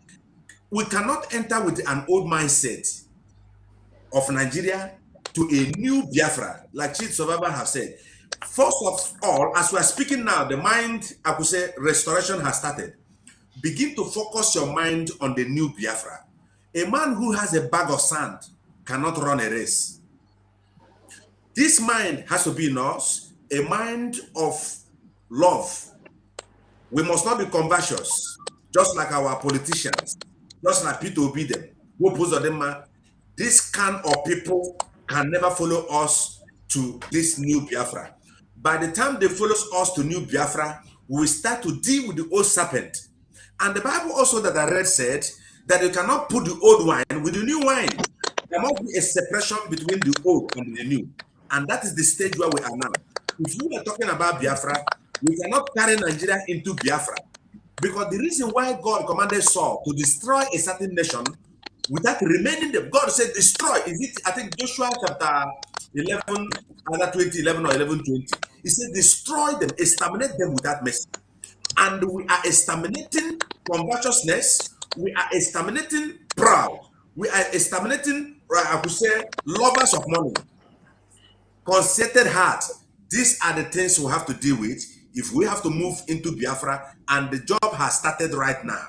Thank you, my brothers and sisters. Thank you so much. Thank you so much. We are identifying the problems, the cancer on the mind of an average Biafran or a Nigerian, and we want to conduct surgery and we want to help them to identify what the problem. We are conducting diagnosis now. We want them to see what the problem is in Nigeria and what you have to do to change it to become better. Mazi 247, I want to bring you here before I bring in Mazi Raf into this to talk about this also. Mazi 247, conduct a surgery on Biafrans or Nigerians. Well, number one thing is we have to be renewed, Our mindset must be renewed. We go born again. That is, we go born again. Nobody go enter Biafra with the old person. And when I talk this, what I mean be this. You go enter Biafra if you like all the whole money in this world. You go enter Biafra, build your company or factory. Before you employ a lady, you will test her. Go happen for Biafra. In Biafra land, there will be nothing like politicians coming into office to bring their families to inherit the government property. Go happen. In Biafra, there will be nothing like a quota system. There will be nothing like you after school. Maybe some people after you in Biafra, you can never have a graduate that will travel abroad to do prostitution for money. It will not happen. In Biafra, there will never be a graduate, man or woman, that will go and die in desert because they are trying to cross over to the Western world to look for greener pasture, because that greener pasture will be there in Biafra land, waiting for you. And you don't need to fail because a lecturer, because you refuse to sleep with lecturer, no, or because you don't have enough money to pay lecturer, you will not fail. You will only fail because you did not study well. You will only fail because you failed to study, you failed to pass. In Biafra land, justice rule. Thank you. Oh my. You see, I can see that Biafrans too are concurrent to this. There was one. Yes. Sorry for interruption. There was one of our sisters. She said, first of all, we have to stop eating Fulani cow meat. It has a lot of influence on our mindset. Thank you. Oh my exactly. God. I agree. One of my sisters. Please take it up from here. Thank you. Thank you so much for bringing me in. I'm very sorry I did not observe protocol from the beginning. I appreciate everyone on the platform. And I appreciate my elder brother, Pastor Emeka Livingstone. Thank you so much. It's nice to have you. Although you have, I'm in a way, I've not heard from you for a long time, but it's all the same. I appreciate you, my elder brother. Thank you so much, Survivor. You're awesome. Thank you so much. I like your open-mindedness, Rafa, don't worry. Now, Emeka face be now stone face. Such a wonderful brother, and Mas Justin Okonkwo Agon. Thank you so much. And while we were, talking, I had to scribble down 3 points that is actually affecting our mindset, and if we can address this, we are good to go. The first point I put here is that there's this mentality of if you cannot beat them, you join them. If you cannot beat them, you join them. It has eaten deep into our system. That is what has killed the integrity of our system. See people that you see them standing for integrity, like the person that our brother took Survivor mentioned before, that Pharaoh to me of a guy. When you hear them vibrating, you see that thing that these people are actually standing for truth. But they will vibrate and vibrate and vibrate. If you get to a point, you see, if you cannot beat them, let us join them. But we are going to make sure we change this mentality, and that is what people are seeing in the lives of Mazi Monekpa, Mazi Nnamdi Kanu, and this autopiloted IPOB. These are dogged, rugged people with mental toughness. Nothing will shake us. We are determined to get what we want, and we'll go for it. Even if it matters, let it rain. That's why when we used to sing, when Christianity was Christianity, I was singing that Miri Maramu Ebene so Jesu. What is Christianity now? Ebene so Jesu. Miri Maramu no Maramu no with Ebene so Jesu. Jesu Aganamo. There's another one that says Unuwere Walile Ewerewem Jesus. Ewerewem Jesus. Ewerewem Yai. But these things, you don't see them in action these days. For us to have a new society, a new kingdom, a Biafra that will work, if you cannot beat them, we join them, must be destroyed completely. If you are looking for people that have such attributes, look at Mazi Monekpa, emulate him. Look at Mazi Nnamdi Kanu, emulate him. Right there, you know how much they have offered Mazi Nnamdi Kanu? Do you think if Mazi Nnamdi Kanu have accepted what they offered, do you think we'll still be talking today? Do you think all these things that they are talking about, Mazi Monekpa collected bribe, 20 million, 250 million. He collected 25 billion from Tinubu. You think we'll still be talking about against Nigeria today?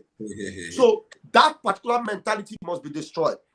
And another one is the survival of the fittest. You see people, trying to cut corners just because they want to survive. We have to destroy it. If you come in Europe, people stand in queue when they are going for something, and they must maintain it. You don't see people trying to beat the gun so that they will get it before you. Police will say, Roger me now. Yes, that mentality of survival of the fittest, the me strong pass. If you block road, anybody will want to call you Dakar, and then strong. No, the Bible says the race is not to the swift. No, how do you, Pastor Mecca, how does it say it? But yeah, the race time and chance. It's not the swift, neither is the path for the strong. Yeah. You see, so we are not going, like our brother Ugo said, we are not going to be selective in Biafra. We are going to take those that are capable, efficient, those that can deliver. It is not Imam Madu. Imam Madu is what has killed us so far. So we are going to destroy that particular mindset. The last one, but not the least, that is on my scribbled letter here is live and for God. You know, let us pray. God will do it. You know, you cannot do anything. God is the one that will do it. No, God has given us the ability to do it. That's why Master Madepa said that Biafra is not coming by prophecy. Biafra is not coming by prediction. Biafra is coming by plan. We have planned to get Biafra, and we are going to get it whether the devil likes it or not. Thank you, Umuchineke. Oh my. In fact, it's just like we should just continue to talk about this, because Biafrans are getting the message strongly. If you look at the comment section, you'll see how strong they're getting the message. Sorry, Kelechi, somebody just called me now, Kelechi, and then the person is asking a question that if we get into Biafra, are we going to have Biafran police force as well as Nigerian police force? Well, that's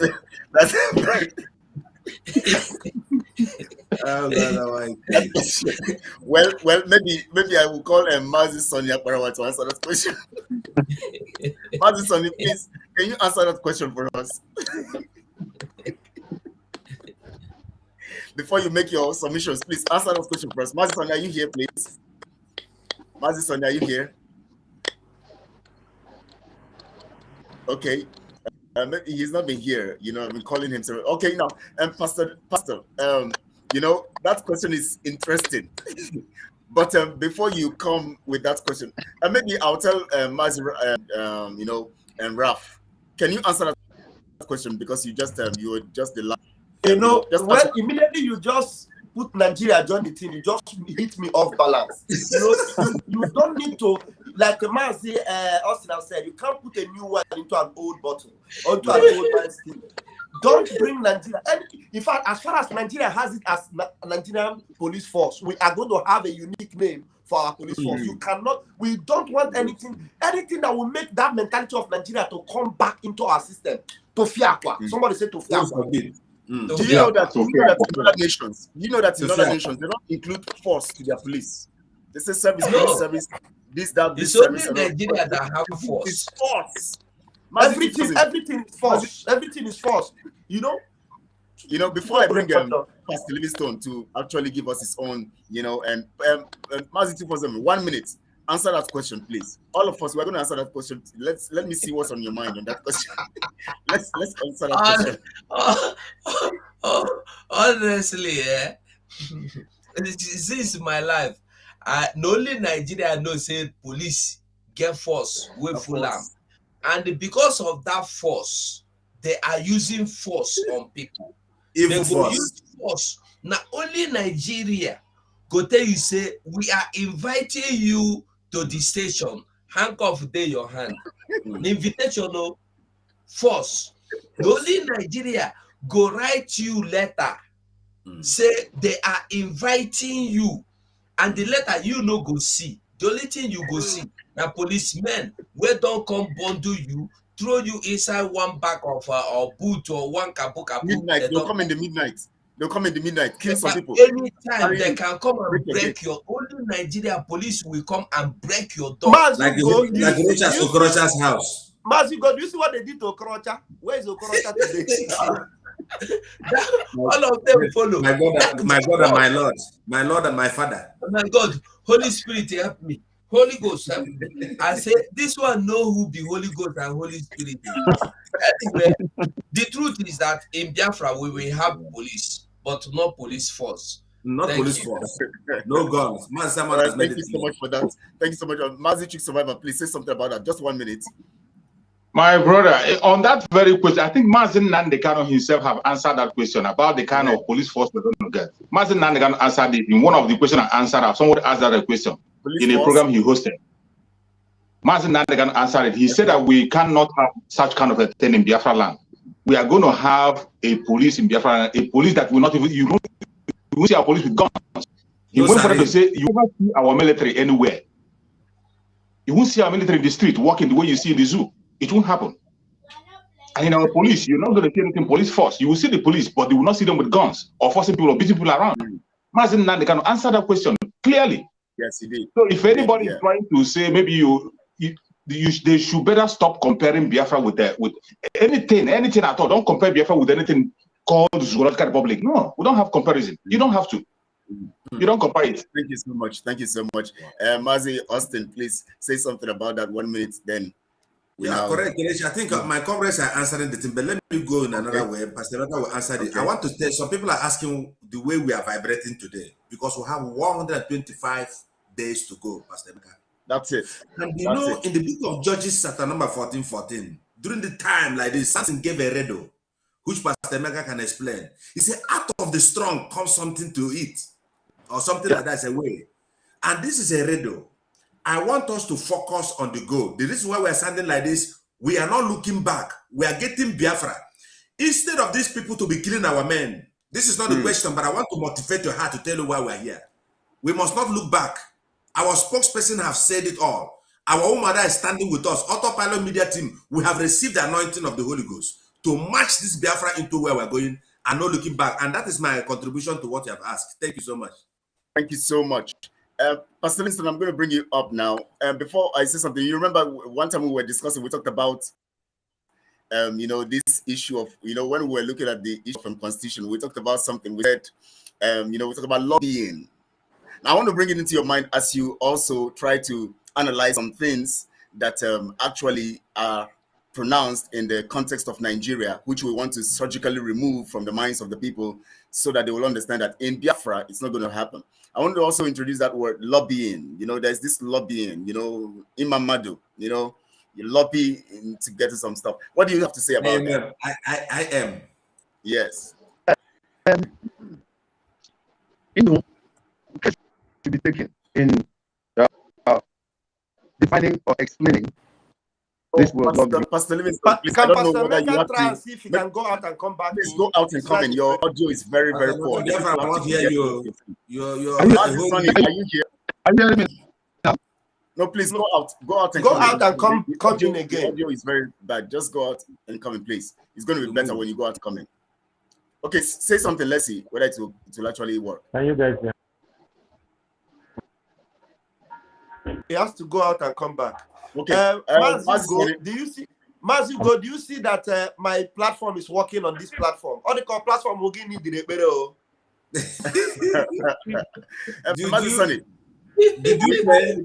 We don't know what have happened to you. We've been calling you, but you've not been here. So maybe you just take about 4 minutes, to actually maybe make contributions on the matters you've heard so far, and then work on that, conduct surgery on Biafrans now, all Nigerians, because in Biafra we're going to have a new system, new structure. So just have 4 minutes to do that, because we have gone out of our time. We're supposed to close in 2 hours max, but we're out of the time. Please just go on from there, please. Yeah. Please, okay. Hello, can you hear me now? Yeah, Master Sonny, please hold on. Let Pastor Livingston conclude, and then he's here already. So please hold on. Please, can you hear me now? Very loud and clear. Go on, please. Okay. You see, to lobby, there are 2 ways to it. There are 2 ways of one angle of lobbying is to bribe so as to get your programs done, even though the program is not right. But the other aspect of lobbying is trying to convince somebody with superior argument without monetary inducement or anything. So I'm very careful not to make any kind of definition or explanation that can put us in a tight corner in that lobbying. But if it is the lobbying that they have in Nigeria, that's not going to happen in Biafra. That's what I'm saying. That's what I'm saying. We have a new nation, and then we are going to have police force, quite all right.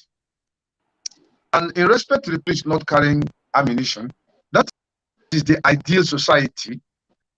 Looking at the possibility, it is expedient that a police might have to carry arms in case they have to confront.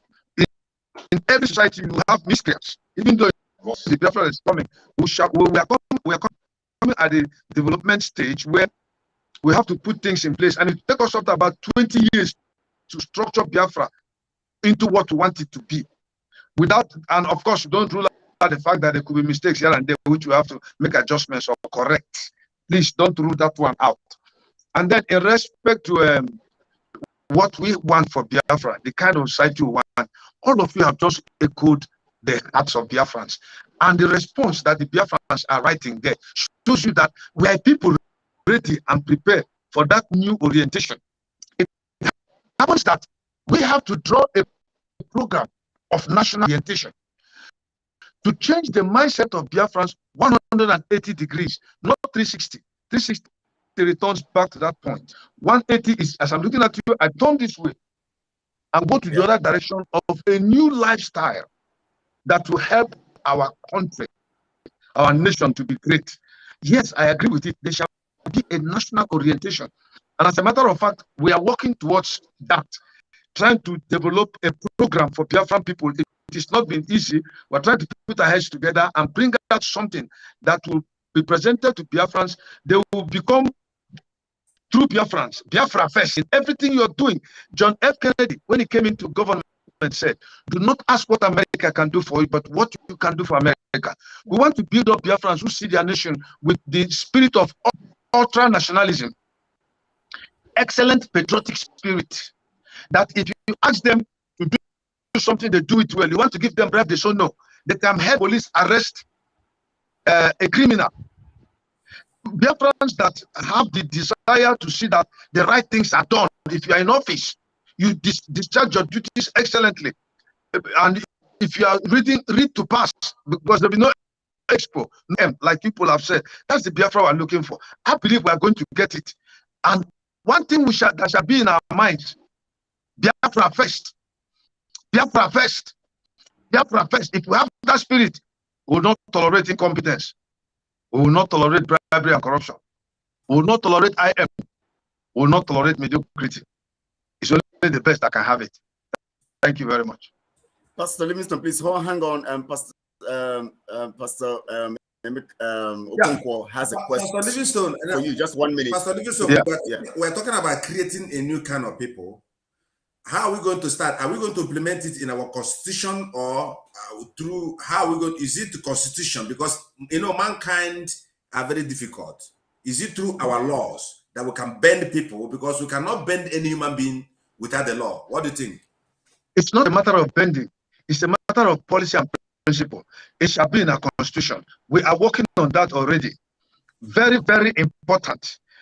Whatever structure a nation is formed or built upon is the constitution that is the foundation. Upon that to begin to build. And of course, by the grace of God, as the constitution comes out, Mazi Nnamdi Kanu, by God's grace, should be the first leader of Biafra who is going to set a good example. We will follow during that period for subsequent administrations till the kingdom come. So we must definitely have a constitution. That is the roadmap to how a nation is constituted and shall continue and shall succeed. We'll have it. But then, apart from that, we are going to form a program of national orientation. One, for children. And number two, a national reorientation for all adults. That is for the adults, there shall be a 180-degree storm. But for the children, it's a new deal. If you have seen how Japanese children are trained, when they wake up in the morning, they greet you, they respect you, they eat in the dining hall, clean the place up. They understand that reading, passing will give them better position in society. That is orientation for children. Right from childhood, we have a program which we are going to draw up for that. But God will help us. It's very challenging. But like I said, we are going to have a national reorientation program, which will, like the Jews have the kibbutz. The kibbutz is a kind of program that enables every Jewish man maybe to go into farming or go into one profession or the other that will help you become reasonable. But at the back of your mind or at the prime of your head is Israel first, in defense of the Israeli country, the Biafra nation. Whether you are from this party or this party in Biafra, the most important thing is Biafra first. Thank you so much, sir, for that submission. Great. We have the orientation, we have the reorientation, and we are going to maximally conduct these things. And of course, if we want to actually get these things right, you must have principles imbibed in the constitution. But is not responding. Position. Yes, I'm going to bring him up now. Mazi Sonia Parawa. It's critical here because okay, please change the Israeli. Okay, well, that would be difficult for me to do now, anyways. Coming out. Yeah. So, Mazi Soni, You have 4 minutes, please. Just say what you have to say, because we have said so many things. I know you have some things on your mind, and then you now apply this surgery technique here, where we identify a problem that is amongst our people, and we are saying in the new nation, this is what you have to deal with. So please go on from here. Is my voice coming out clear? Yes, it is. Okay. Sorry. Not in my... It's a problem with your audio. Location. It's a problem. It's a problem. It's a problem. Daddy, check this. My voice. That's a problem. That's a problem. It's not coming out well. I don't know whether I can hear him very well. From here, I'm not getting him well. You can call on the phone and make contribution. It's bad. Okay, please. If you can call on the phone, I don't know if you can call on. Maybe I should send you a number to call, or you call from anywhere. Yes, anybody. Master Kelechi, while we wait on him, one thing again the Biafrans should do is we are going to encourage being innovative.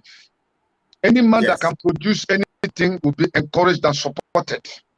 Yes. Whether you can design aeroplane or electric bulb or needle, or you have the idea on how to design a plug or the engine block, or maybe to design anything. Like we have some young boys who are not educated. I don't want to use the word creative, but okay, that's fine. I'm talking about being innovative. We will like it. Biafrans will support you. They will have a government that has a program in place for the people. Very, very seriously minded government. In fact, technology, we shall beat India within a short time. We shall develop our own Pastor Livingston, let me put something here. Abarawa is calling. You know, our religious people has to play the major role on this. Because you can call him. Who are you calling? Let me put Abarawa Sone is here online with us. Before he comes in, I want to say something before he comes in. Now, the truth about it is that the technological development of Biafra land is going to be very unique, because that is why on my platform every Thursday I dedicated it to the issue of skills, ideas, and talent, and all of that. I call it Recreating Biafra.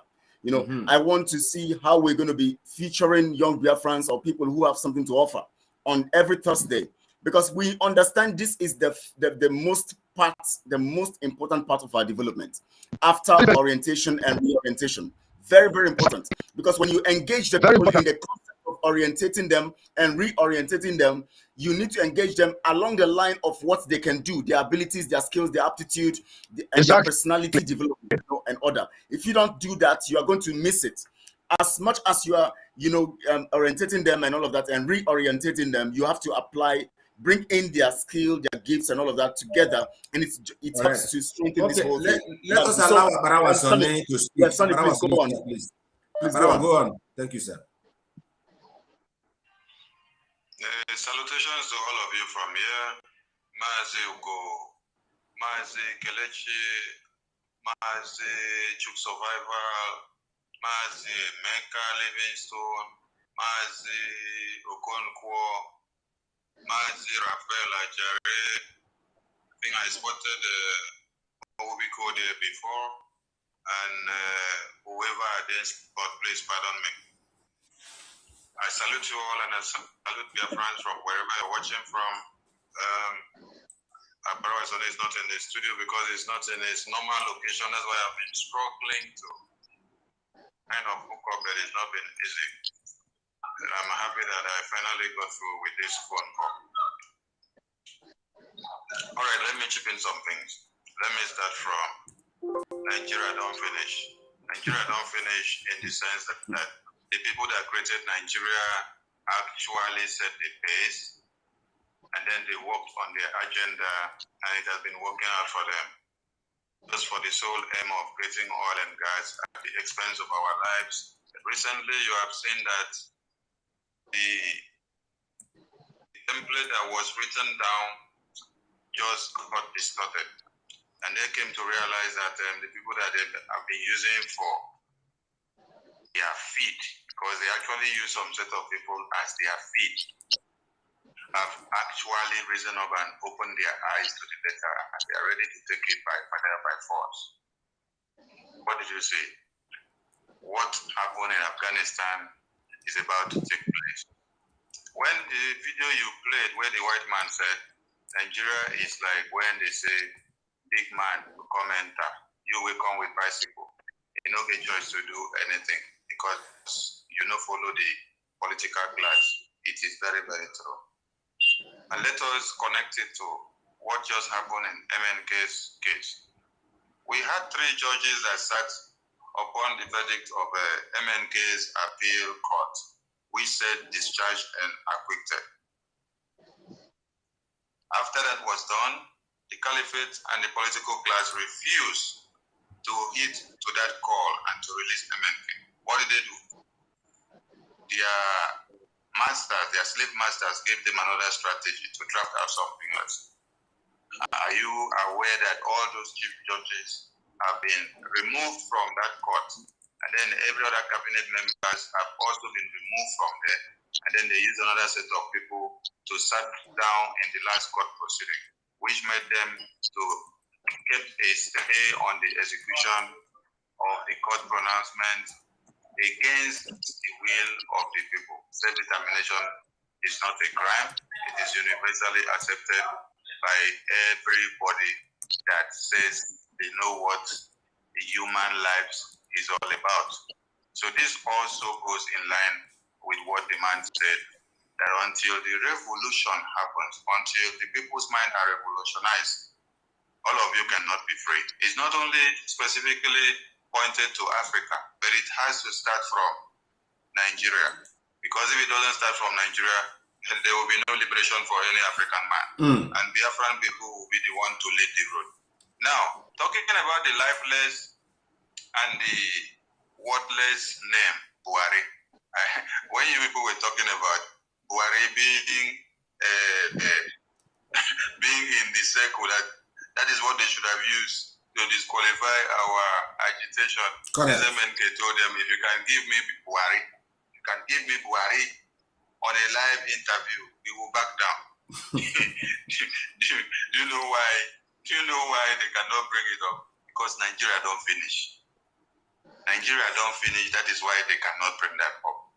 And also, Buhari's life or his burial is not important to Biafrans now, because we have crossed the Rubicon and we have gotten to a point of no return.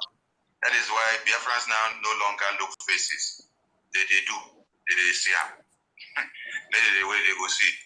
The other point is that is the same impostor, or is it US or UK said the election will show the stance on democracy. They should not be talking about democracy. They should be talking about retrogressy.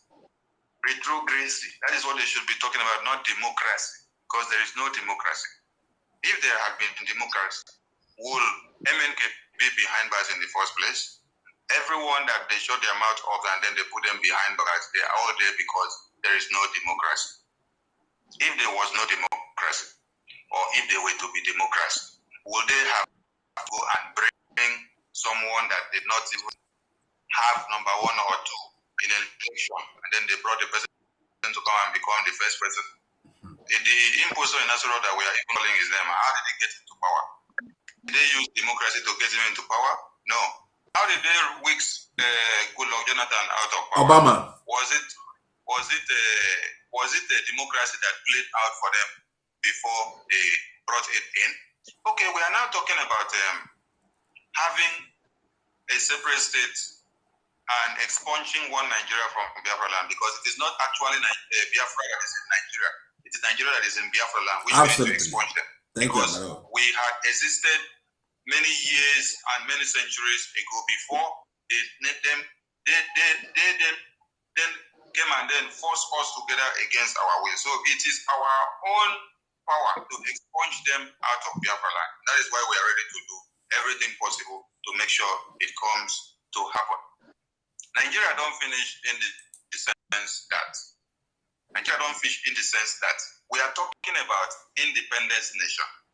If there were to be democracy, as they claim that election will showcase democracy, we would have sat down on a table and then we talk peacefully like French men. At the end of the day, we would have shook hands and then we say, let us take a French leave. We drink and then we sign document and then we go our separate ways because we are talking about democracy and practicing democracy. So there is no democracy, and it's not election that is going to show democracy. Election is only going to show a show of force that is going to happen, which they will do it against people, and that is what has always been happening. So Biafran people are against election, and it is no go area for you to even come close to Biafra land to say you want to conduct election. Let us go to the southeastern Efulefus that we have as rulers and leaders, because they are one of the biggest problems that we have. When Simon gave them a breathing space, when he said, every leader in Biafra land from this moment should not be seen or counted as our enemies, he was actually giving them a favor for them to cleave on. To repent. They do know that they have disappointed that opportunity. They have. And what they have done now is what has really shown the Biafran people that they are up against their own people. And there is no indication whatsoever that can exonerate them from whatever is going to happen anytime from now. Because you cannot be saying that they are killing your people and yet you went to tell the same terrorists, come back again, come and kill them more in the name of I want to have more security patrolling along the communities. When the ones that you brought in the name of a Bubahagu and AVG and a weather forest guard and whatever that you call them, they were all infiltrated of the Fulani foot soldiers, killing people and maiming them and raping them. The worst is that when they rape a man, after raping the man, they will cut the man to pieces, while the women they do them. So the same way that they treat Namal, when they finish sleeping with Namal, is the same thing that they do to human beings. And who aided and abetted all these things? The Efulefu governors and leaders that we have in Southeast. The one way pen me pass be say, since the appeal court pronounced that MNK according to the law should be released, we saw every other persons, even people from the north, some of them were talking about the decisions of the appeal court in favor of Mazi Nnamdi Kanu and against Mazi Nnamdi Kanu. But these Efulefu leaders that we have in the East, they never said a word. That alone proves something to you all. They now waited to see the next game that the Zoo government, the caliphate, like that white man said in that video, are going to play and bring on the table. Let us also remember that after that appeal court judgment, we were hearing kebu that our leaders and rulers in the East are actually persuading the Zoo government not to release MNK, that they should release him, that it is going to be dangerous. And we have just seen the result of that kebu play out now. We were not taking that kebu serious. This is for you to understand that the enemies you have inside is even more dangerous than the enemies that you have outside. Yes, sir. Because they are the ones that will show them the route into the house. So they did not come out to persuade the Zoo government for them to enforce their court order to release MNK. 1 more minute, Barawa. 1 more minute. 1 more minute, sir. Yeah, I'm rounding up. Now, they decided to wait, and then they only came out when they had the same Sioux government now say they are looking for political solution. The same political solution which they ran away before, they now come back again now when they see that all the tools that they tried to use has failed them. This is a clear indication for you to see that these people are only playing into the templates given to them by the caliphate, which is in line with the statement that that white man said, the political class. It is so disheartening that it is the masses that suffers the brunt of one Nigeria, but it is not the rich. That is why they need to be brought to book. And Woto will still continue, because in the month of November, it's going to be a new dimension. For sure. Thank you. I was here with us, so you know, Komoto, only network will disturb. Please be Biafrans. In fact, we know we have taken your time, and we know we are doing this for our nation, for our freedom.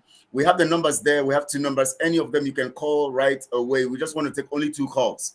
Before 2 intelligent calls. 2 intelligent calls. Very intelligent. Very intelligent. You don't know what we're talking. Don't come here to talk another thing. We just want people to bread.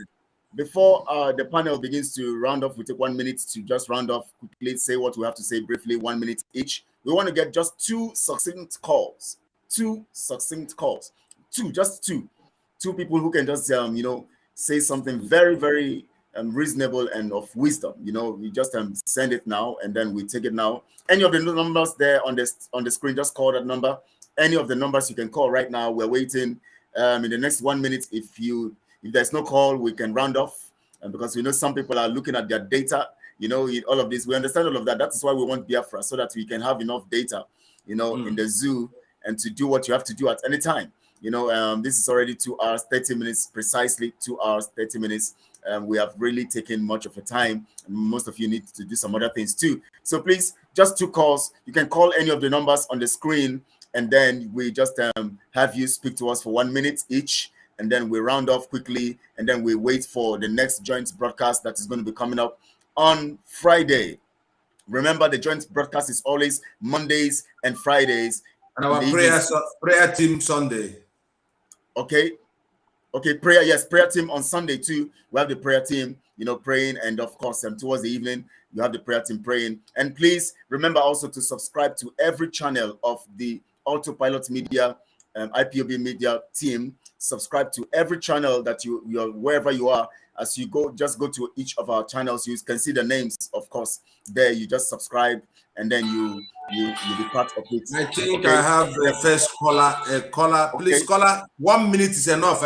If you see that, will cut you off, and it's not to be rude. Go on, Biafra. Okay. Good evening. Please, can you move away from the device by which you're using to call us, Mama? Yes, okay, I'm trying to. All right. I'm trying to bring it down. Go on, Biafra. I said a lot of things. I sent to Brother Okonkwo, Mazi Okonkwo. Correct. I said, number 1, we must switch back the brains of our people by stopping them from eating cow meat and suya. Okay. Number 2, if a professor comes to the class and once after teaching, and a student writes a paper, those that go to parties, they will pass. Those that don't even attend classes will pass. Those innocent people, because I was a victim. Innocent people like us that put our head and struggle and suffer. Professor will say, you pass when you give me your body. Any student that reports a professor, that professor must go to jail. If you don't put policies in place, you cannot control the people. Another one is, if you go to any office to ask for government of documents, and somebody wants you to pay him or her, half of the money I wanted to use to do something back home, because I went to government office to ask for paper, they stole from me in the name of bribe. Half of that money, I couldn't do that project again. So if you don't give that bribe, they will tell you openly that they are not paid. So when we cross over and you come to office to collect documents, ordinary documents that you don't even need to pay, they say you have to give us bribe or else you won't get it. This is face to face, it's not hidden.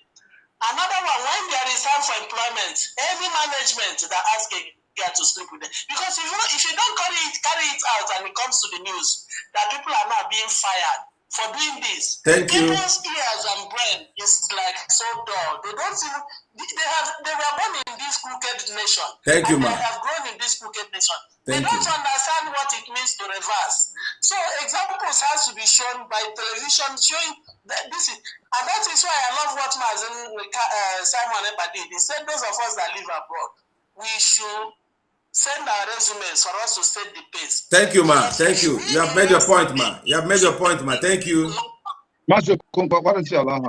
Let her just, okay, just allow her finish. All right, go on. Finish your sentence. Go on. Thank you. Yes, the Western world, they are using the policies to judge their case. Immediately you come to court, they ask you, is this right in the policy? You say no.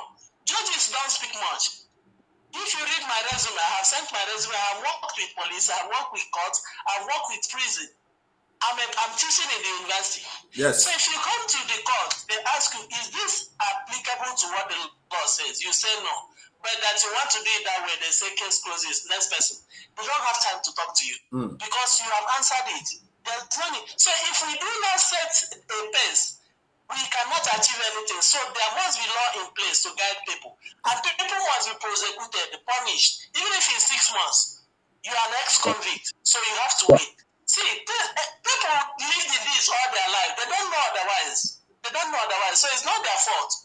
So thank you. Thank you. These things you are saying now. In fact, I want to say something about what she's saying now, right now. In fact, in the Constitution of Biafra, I think it's been captured by Pastor Livingston can bear witness. These facts are being captured. These things are being captured. Yeah, for long time she has been saying it. She writes me every time. Yes. Yes, you don't just come. Kelechi. Yes. Yes. Tell that woman whatever suggestions she has. You know, I know we've gone far with the Constitution, but whatever suggestion she has, she can direct it to using one of those numbers, so that we can look into it. Yes, although we have gone far, so it's appreciated. Thank you very much. So, madam, please, you can forward the whatever suggestions you have. Just put them together. Forward on WhatsApp on any of these numbers. Yes, I'm going to push them to you. She has been sending me all these things. I'm going to push it directly to you or Pastor Mecca. Yes. Okay. Very good. Thank you very much. All right. So, do we have any other call? Any other caller? So that we can round off. Any other caller? No other caller. Okay. Dear friends, we know it's time for us to round off. Now we're going to be closing this broadcast. And there's something I want to say before we close, because this didn't happen on our fundraising last time. I think I showed it to Gaddafi. I'm not in the place to show it. There are some people that are still making mistake on the payments. We have already, but I was on it. I've taken time to make a video on how you will pay your money. Some people went to pay on www.ipobusa/shake or shares bank. That is not for Autopilot, IPOB. Before you pay your money, cross-check the website. You know, there are a lot of infiltrators, and the moment you click www.ipob, you see a lot. You do have a lot. They used to siphon people. Chinas and Woru have his own. And the Chike does them. All the criminals, they have a unique website like us, but what is different with our own is www.ipobusa.org/donate. If you don't know how to pay, contact one of the Autopilot media team and also show us your receipt so that we can know if you're making mistake. It's very necessary that we do that. Thank you, Mazi. Some of them may even open a site that says www.ipobiusa. And if you don't look at it very well, that N is not the in. It's not the only I is there, or only N is there. And USA, you just discover, you just click quickly, and you have to observe the address very well so that you don't click the wrong address. You know, so it's very, very important and key, fundamentally very important. Thank you all, dear friends, and I'm going to call my comrades. Of course, Mazi Okonkwo is already there. So Mazi Okonkwo, please. There's also announcement. I think maybe Sonny is busy with that. You know, our youth fundraising is coming. I think 12th November. We should start now to prepare our sheets. So that is very important before the flyers come. And I pray that Madam Azuka and Honorable Azuka and Sonny, those who are responsible, will make that flyer as soon as possible so that we can spread it all over the place so that people can get it fast and as soon as possible. Thank you. Yes, we want to use this opportunity also to appreciate the lawyers who have been actually working hard and doing what they have to do. Barrister Jimako and others who have been doing well for the cause of Biafra. I want to appreciate them and for what they are doing. Please, Mazi, let me begin with Mazi Chick Survivor. Please, 1 minute, just make your final submission. Thank you, my brother, fellow comrade. I appreciate everybody for all our contributions, and I appreciate every Biafran that is watching. I say, may Chukwu Okike Abiyama continue to strengthen every one of us. I want to tell you that is watching, every Biafran that is watching, wherever you are watching from, do not forget the time that we are in. You have to pay attention to time. Mazi Nnamdi Kanu is a man that follows time. He doesn't play with time. Mazi Simon Ekpa is working with time. Today, we are in a time, and you must have to know the time that we're in. We have 125 days to go. I have said it several times in my platform, and I say, don't keep yourself busy trying to figure out how it's going to happen. If you believe that Chukwu Okike Abiyama is in charge, Chukwu Okike Abiyama is the one piloting the struggle today to making sure that Biafra is actualized. Don't try to figure out how it's going to happen. The only thing you have to do as a Biafra, ask yourself, What am I going to do to make sure that 125 days becomes a reality? That is a question every one of us today will have asked. If you have not started doing something, it is not late. Start today. If you answer that question right, ask yourself, what am I doing? What have I been doing? Yeah. If you have not started, start today. Pick something to do and focus. Do not try to belittle Chukwu Okabiama, to cage him into trying to find out what will happen and what will not happen.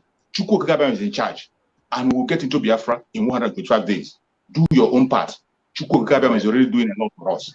Thank you, and remember, see you again next time. Thank you so much. Ajibo Sunday. I think your name is Ajibola. That should be Ajibola Sunday. Ajibo. You said that my dressing today is bright. Thank you so much for that compliment. I appreciate it. I've always been dressed in dark, so now I'm bright. Thank you so much. Thank you so much for the compliment.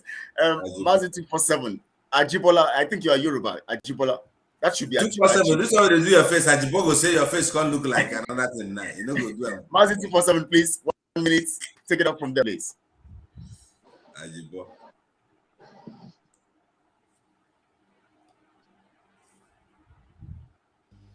Yeah, sorry for that. Biafrans, I greet you all anywhere you are. I want you to know, you heard Mazo Konkwo. Before you make your donations, payment, be very careful. It will be better you don't pay than to give the criminals your money to continue to attack your blessings, your freedom. I beg everybody. And I want you to remember the fundraising for the youth coming up next month. And remember on the 2nd, the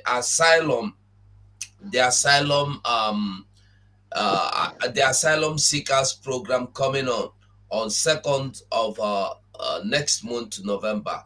I think Mazi Simon Ekpa with Honorable Azoka, they will address some certain issues you need there. And I want you to remain focused. Don't be distracted.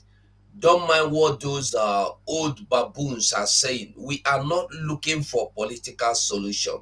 We need freedom.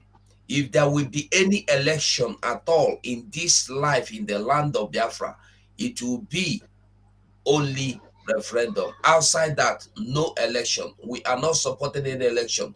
Sitting at home continues. Woto continues. And I want to beg and pray to every Biafran, support what we are doing. Financially, at this critical moment, we need your support. Financially, it is important. There is no how we can go and catch lion with empty hand. You can't catch a something. We need money to get those equipment, to get those ammunitions, to get those arms, to go and bring Biafra for you. We need arms. Thank you, Biafras. Good night. Thank you so much for that. Please remember to subscribe to the channel. The initial speaker, Mazi Chuk Survival, his channel is Chuk Survival channel. I think on YouTube, you can go on that and then subscribe. Just go there, flood that place. Biafrans, you have to flood each channel, you know, and subscribe. So, and of course, Mazi Ugo's channel is Biafra 247 TV. Biafra 247 TV. You just go there, flood there, subscribe to his channel, you know, and then you know that you are doing the work of him that have sent you to propagate the gospel through, you know, what we are doing here. Mazi and Raf, please, just 1 minute. Of course, we have Raf Chiamaka TV. I want you, as he's talking now, please just go there and begin to subscribe. As he's talking, you just keep subscribing. So please take it up from there, please. Ike de no de Ike de no de Ike ja chwa jomo Ike de no de Ike. Fellow Biafrans, we are on the right track, and yes. 125 days to go. Wow. And they are panicking. They are all panicking. So let us be focused, let us be resilient, let us be resolved, and know what we're looking for. Biafra is near, and we are going home. And just like they have always also said, I have my own idea. If you are making any, because I sounded that alarm earlier because somebody asked me, you know, I need the link where they are paying, and they showed me the link they sent to him. I discovered that it is the link of Ndenzama. They're actually sending this link to people. So if you are having challenge, even though we have said it now, some people still want to make mistake. If you're having this challenge, contact any one of us here. We will send the link to your phone. You will click the link as we send it to you, and then you will from there pay in. If you're having that challenge of writing www.ipobinusa.org/donate, we are going to help you.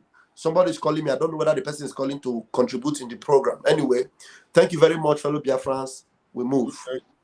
Just pick it. Let's see if the person. Let me see if the caller is calling. Okay. Hello. Motherfucker, all this criminality you guys got. Oh my God! Oh my God! These are criminals. They are working so hard. Those criminals. Make me a cost. You know, this will not be Pastor Livingston. Me go cost you. I don't play in voice. But I give him a You will die in bondage. He said, "Oh my God! Can you imagine? Can you imagine? Can you imagine? Oh my God! Thank you so much. Please go to Chiamaka TV, you know, and subscribe. You know, subscribe to that channel, flood place, and subscribe, and so that you can know at the point in time whenever it comes, you can be part of the program. Thank you so much, Mazi Chiamaka Ralph. Thank you so much. When are we doing the program now? Please, I've responded to your message, so we. I was talking about tomorrow. Is it possible tomorrow? Tomorrow, yeah. Tomorrow we're looking at, yes, tomorrow's title is Evident History. We look at facts that have happened in history, and then we analyze them to actually. So okay, you please. just, yeah, I will send you my number tomorrow. So you send me the link. I'll join you tomorrow. Okay, please. Thank you so much. Thank you so much. So, Mazi Okonkwo, please go on. That guy didn't get more Mazaraf, you know, this is indication that they are panicking. I command sleep to go out of your night for your eyes. Before Biafra. In fact, not just sleep. May Nigeria happen to you. Not just sleep. He will be tormented in his sleep. He will be tormented in his sleep. Anyway, Biafrans and lovers of freedom, I greet all my comrades here, and I will leave you with this scripture from the book of, I think that was John chapter 9, verse 4. Jesus told his people, he said, I must do the work of he who calls me. For night cometh when no man can walk again. This is our morning. Anything you can do to make Biafra come, do it.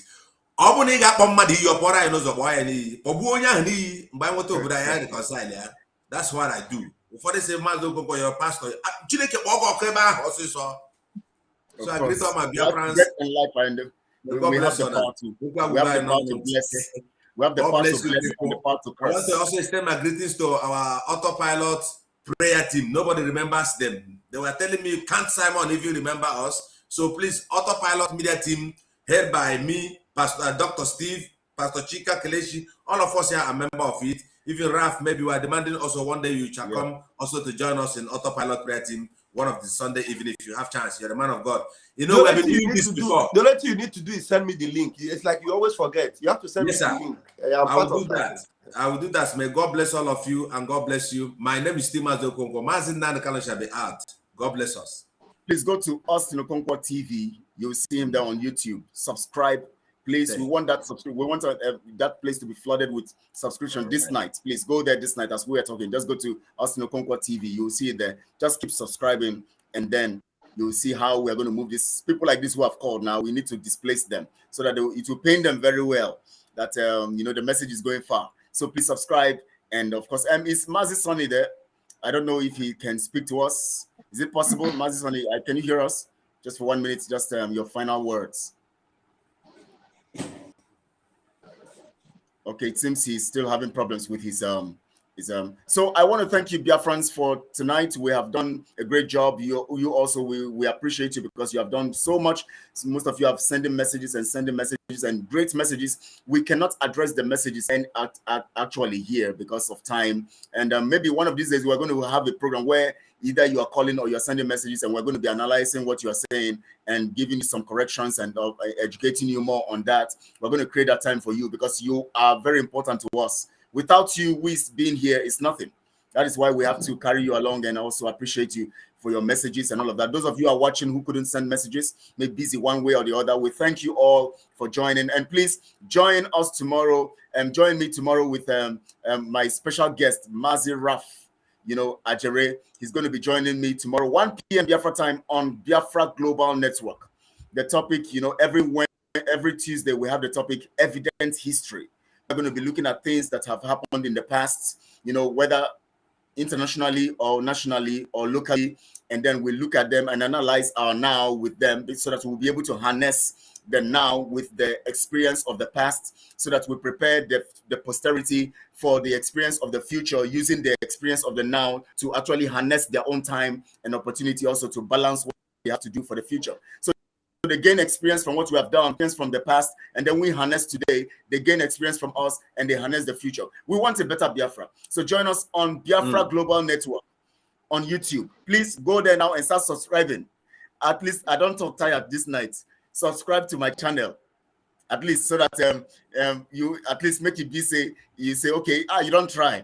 Just we subscribe. Biafra Global Network, and Mazi Raf Ajere will be there tomorrow, 1 p.m. You're going to hear it hot. I know I've given him a clue of the topic. He's going to come up with something bombarding. He's going to bombard all these Inzama people so that they will know that we are serious. We're in serious business. So join us tomorrow. And of course, it's going to be powerful. And I want to thank you all. We want to thank Mazi Simon for what he's doing. We are strongly behind him. We are saying, according to his words, we are, we do according to what you say. And we are behind him strongly. We thank Umo Ada. Every one of them, we thank you all. We thank the prayer team, the IPOB Autopilot prayer team. We thank you all. And those of you who are doing your bits in all, all sphere, And of course, we thank the ESN. We thank the Alliance. We thank, we thank those who are bringing the funds. And let me tell you, dear friends, we can do this.